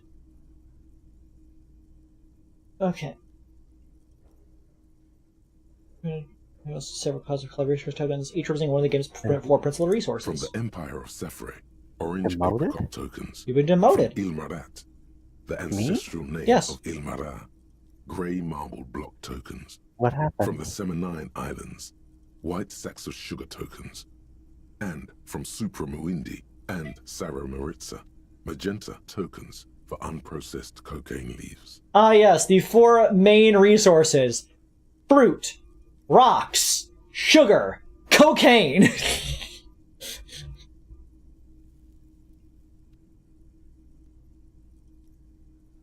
I'm still confused. How was I demoted? Penrose says, you monster. Luna says, oh. I have stream set to live. I didn't see you do anything to my sprite. So I don't know what. Oh. Chev says shove it under the broiler. Fun broiler fact. As you were saying, Liz? Well, I mean, how was I demoted? I didn't notice a change. That was all part But of... like I'm not playing dumb. I'm genuinely confused. I know, that's all part of the Joker's trick. Chat's figured it out.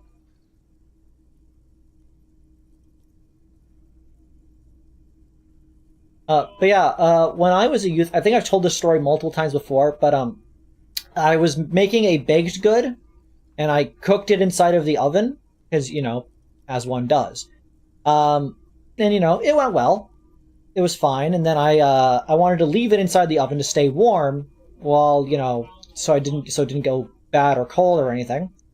And so, obviously, I turned the oven off. Or at least, I thought I turned the oven off. Because it turns out my oven has a setting which is past the oven had a setting which is past the off switch called broil. I'd set the oven to broil, and it caught in the food caught fire. Good times. I've never used the broiler function on an oven. I'll be honest, I don't know what it does. There are so many settings on like devices I use every day that I learn exist that I've never used. Like, I've not used most of the microwave settings. I've not used most of what an oven has as settings. I don't know. I didn't realize a car had so many settings. Also, I just realized that the motion, you went from using the old edit to the better edit. Well, yeah. The other one was bigger. Well, yeah, jankier looking. Make it better. Oh, those are nice. Picks up a sugar token, admires it. Oh. Semenine. Semenine.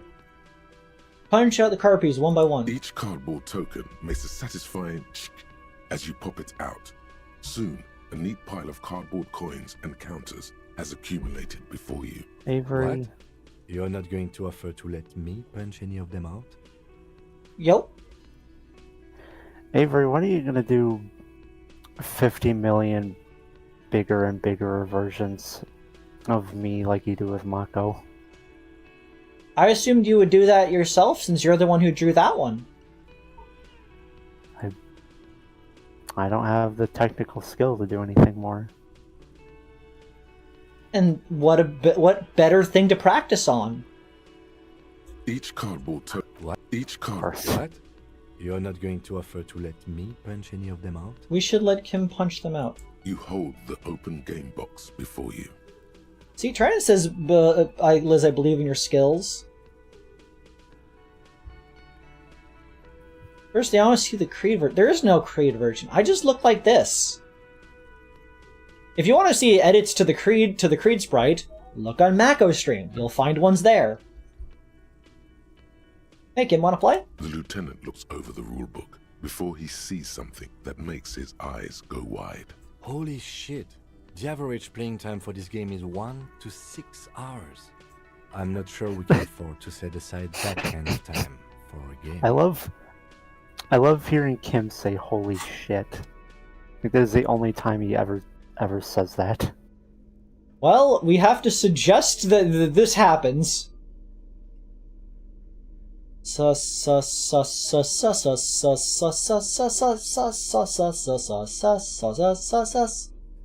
Suggestion.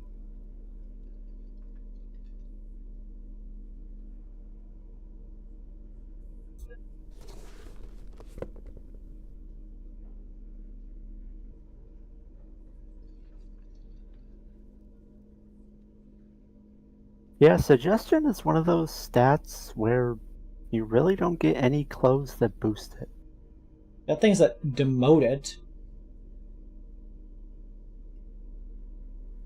It's kind of like how physical instrument, like there's almost nothing that boosts it aside from the expensive pants.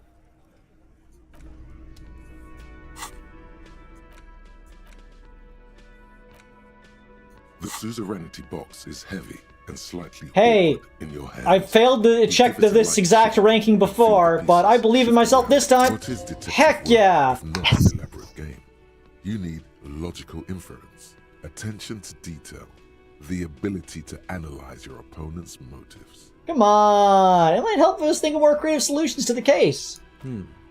I do feel like my thinking has become somewhat rigid.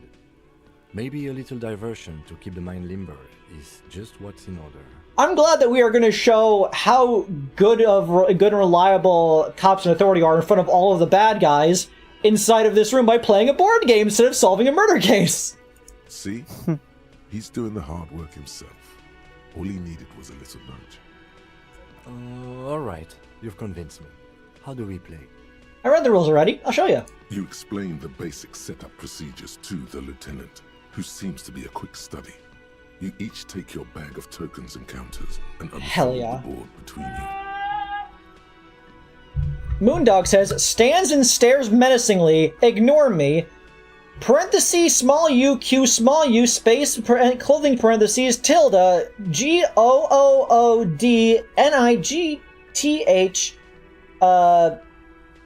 dot, lower circle, degree mark, comma, there's an apostrophe, the symbol of the Islamic faith, and some unrepresented Unicode symbols.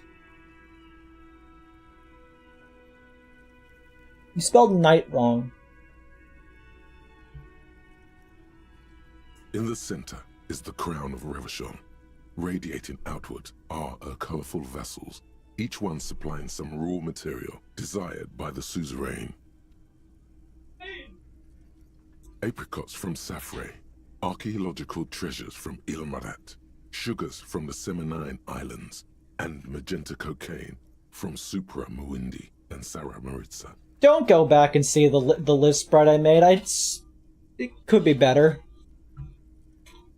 I still thought it was cute.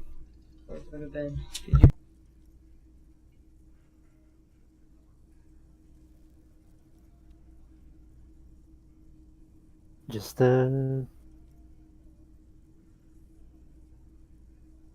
give it another try if you ever feel up to it.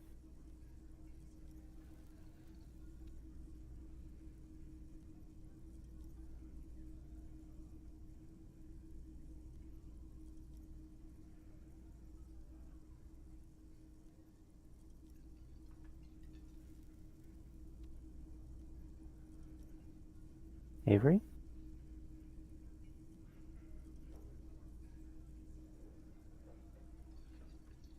Avy? Sorry about that. My sister came in and wanted to show me a tiny deck of cards. Oh.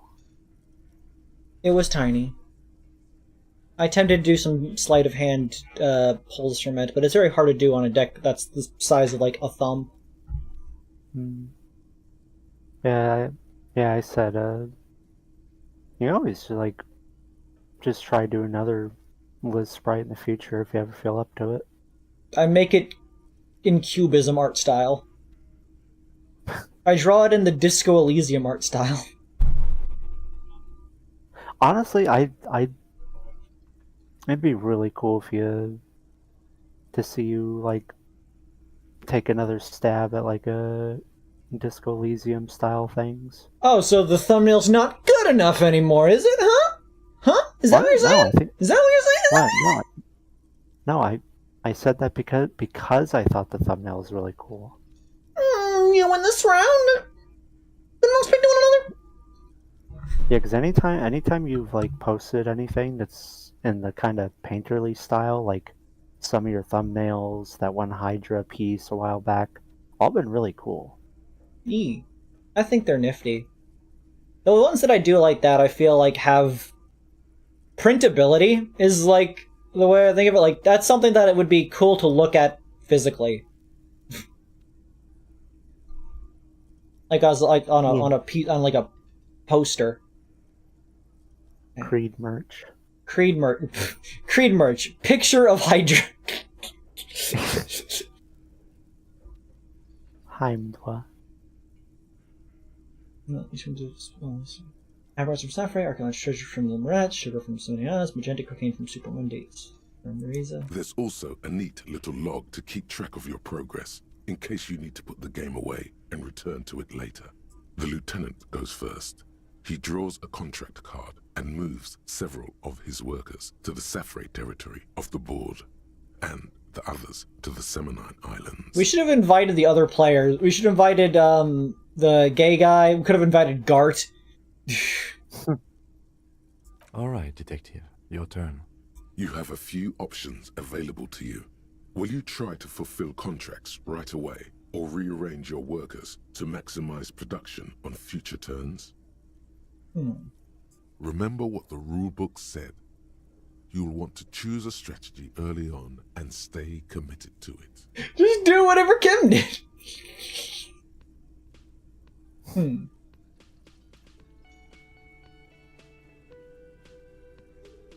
Let's try to fulfill a contract.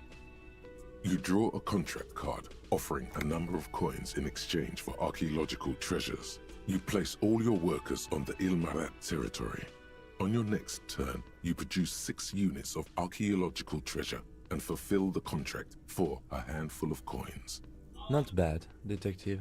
As he completes his own contract card, the lieutenant is rewarded with 4 coins and a round wooden token that he places in the center of the board. That's a market.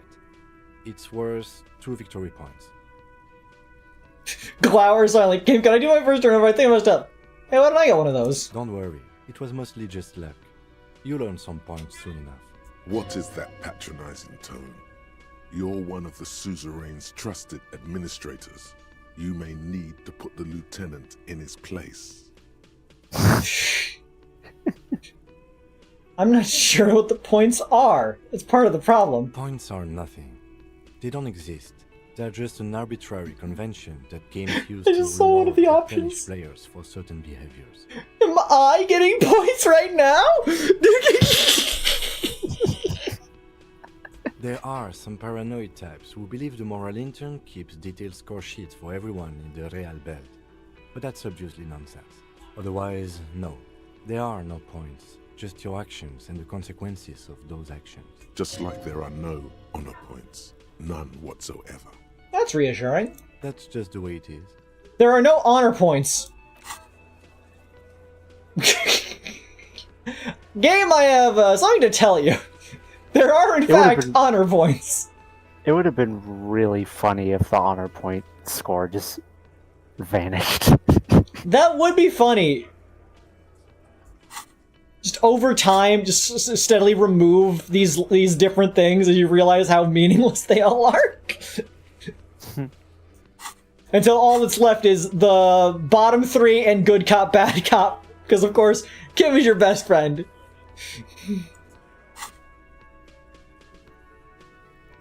Now, I believe it's your turn. Glancing over the board, you see several possible strategies. Pressing more workers into service would increase your economic output and help you to survive a possible conflict with the lieutenant. Or you could ignore your labor supply and focus on fulfilling contracts for points and resources. What do you do? Let's think. It's normally better to be safe than sorry. I think getting more things now will give us better dividends later on. But they did recommend for like beelining trying to get things. So I think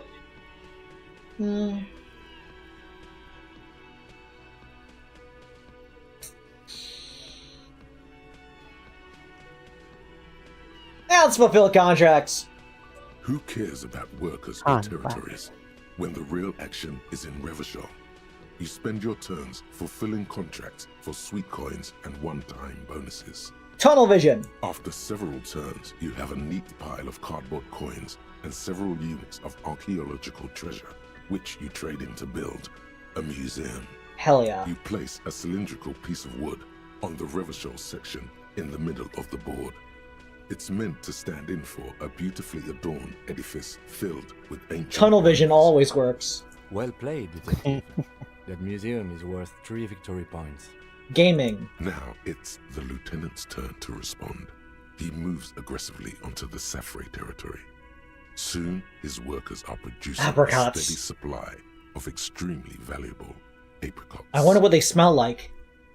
How can you let the lieutenant dominate you like that? You need to hit back, and hard. For several turns, you struggle to respond to the lieutenant's burgeoning apricot empire. Eventually, you relocate the majority of your workers to Supremawindi and Saramaritsa, where they begin producing a bumper crop of cocaine tokens. Cocaine tokens? Cocokens? You draw a new contract card. According to the text, there's an aristocrat willing to trade a large supply of cocaine for a number of coins and access to a rare bonus. Amplified music worth 7 victory points. Oh yeah, baby. Cocaine and rock music go together like cocaine and rock music. You're allowed to do it this time, electrochemistry, because this is a game. You've reached a critical strategic juncture. How do you respond to the lieutenant's aggression?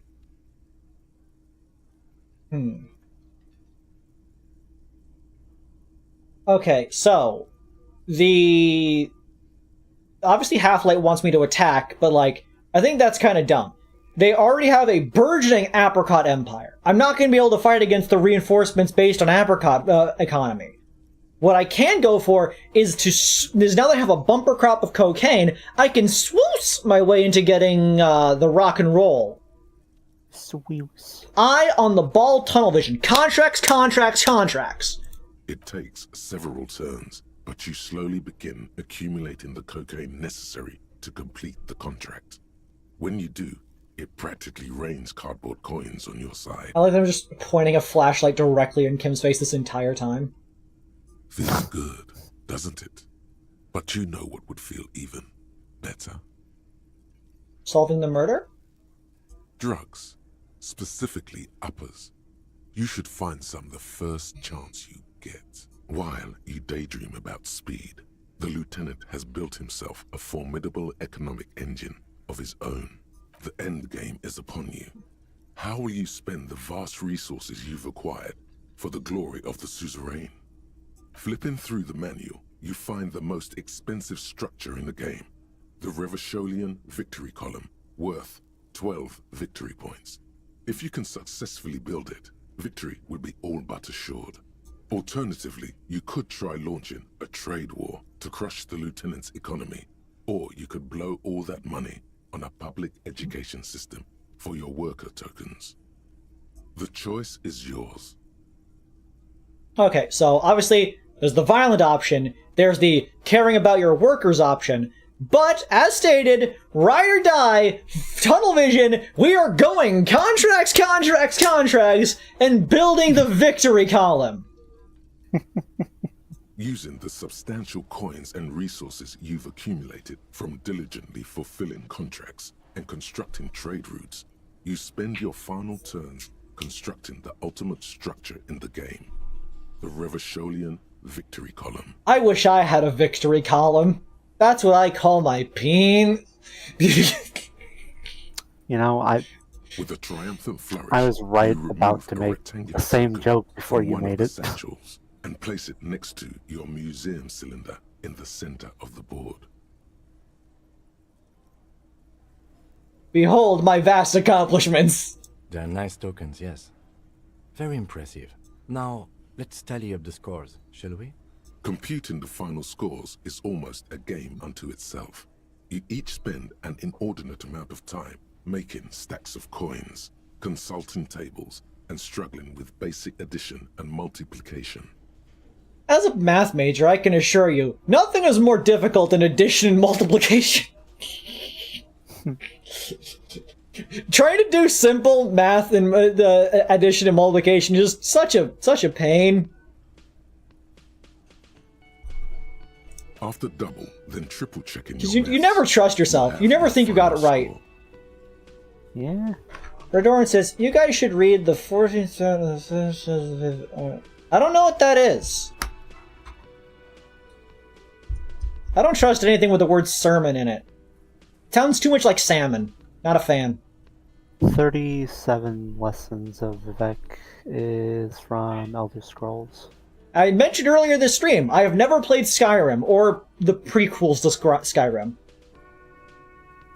The prequels? Yeah. They're the Skyrim prequels. 35 victory points. The suzerain will be extremely pleased. I've got 26 points. He's as late as a morning. Looks like you won convincingly. Well played, detective. Heck yeah! 35 victory points! Now let's clean up and get back to work. I wonder if you do a combination of choices that you can get a tie. Do you want to know what Kim says if you lose the game? What? If your victory score is lower than Kim and thus you lose, Kim asks what the lesson was to all this, but he Like, he says that the lesson of this game is don't fuck with Kim Kitsuragi. Don't fuck with Kim Kitsuragi. Too bad I'm good at games. I'm the gamer. I do games. Well, You that are was a fun. gamer. You do game. Anyways, we have 3.5 books to read. And we're gonna do that next time. This stream. Keep playing. No! Next time! I need something to pad out next stream so we continue to not do our job! Hey, well. I know I'm teasing. But I do want to end here. Thank you all for coming this evening. Yo, go on. You were gonna say something? Oh, I just said it's midnight, so yeah, it's a good time to stop. Evil stream must never end. I wish to hear Kim say fuck 100-part Disco stream playthrough. 100 years Disco Elysium! Yeah. This was a lot of fun. I will say that today's least loved viewer is going to Redoran for bringing up Skyrim unprompted. Don't do that. Jane says we are 6 parts away from 25 parts. Yes, simple addition. Way to stay on topic. Hey, Lunicon, I normally... Oh, sorry. I normally give new chatters the most loved by default. But if you're gonna come in and say something completely random and unrelated, I'm gonna give you a demotion. Demoted. Anyways, yeah. I will see you all tomorrow for more Mario, ideally.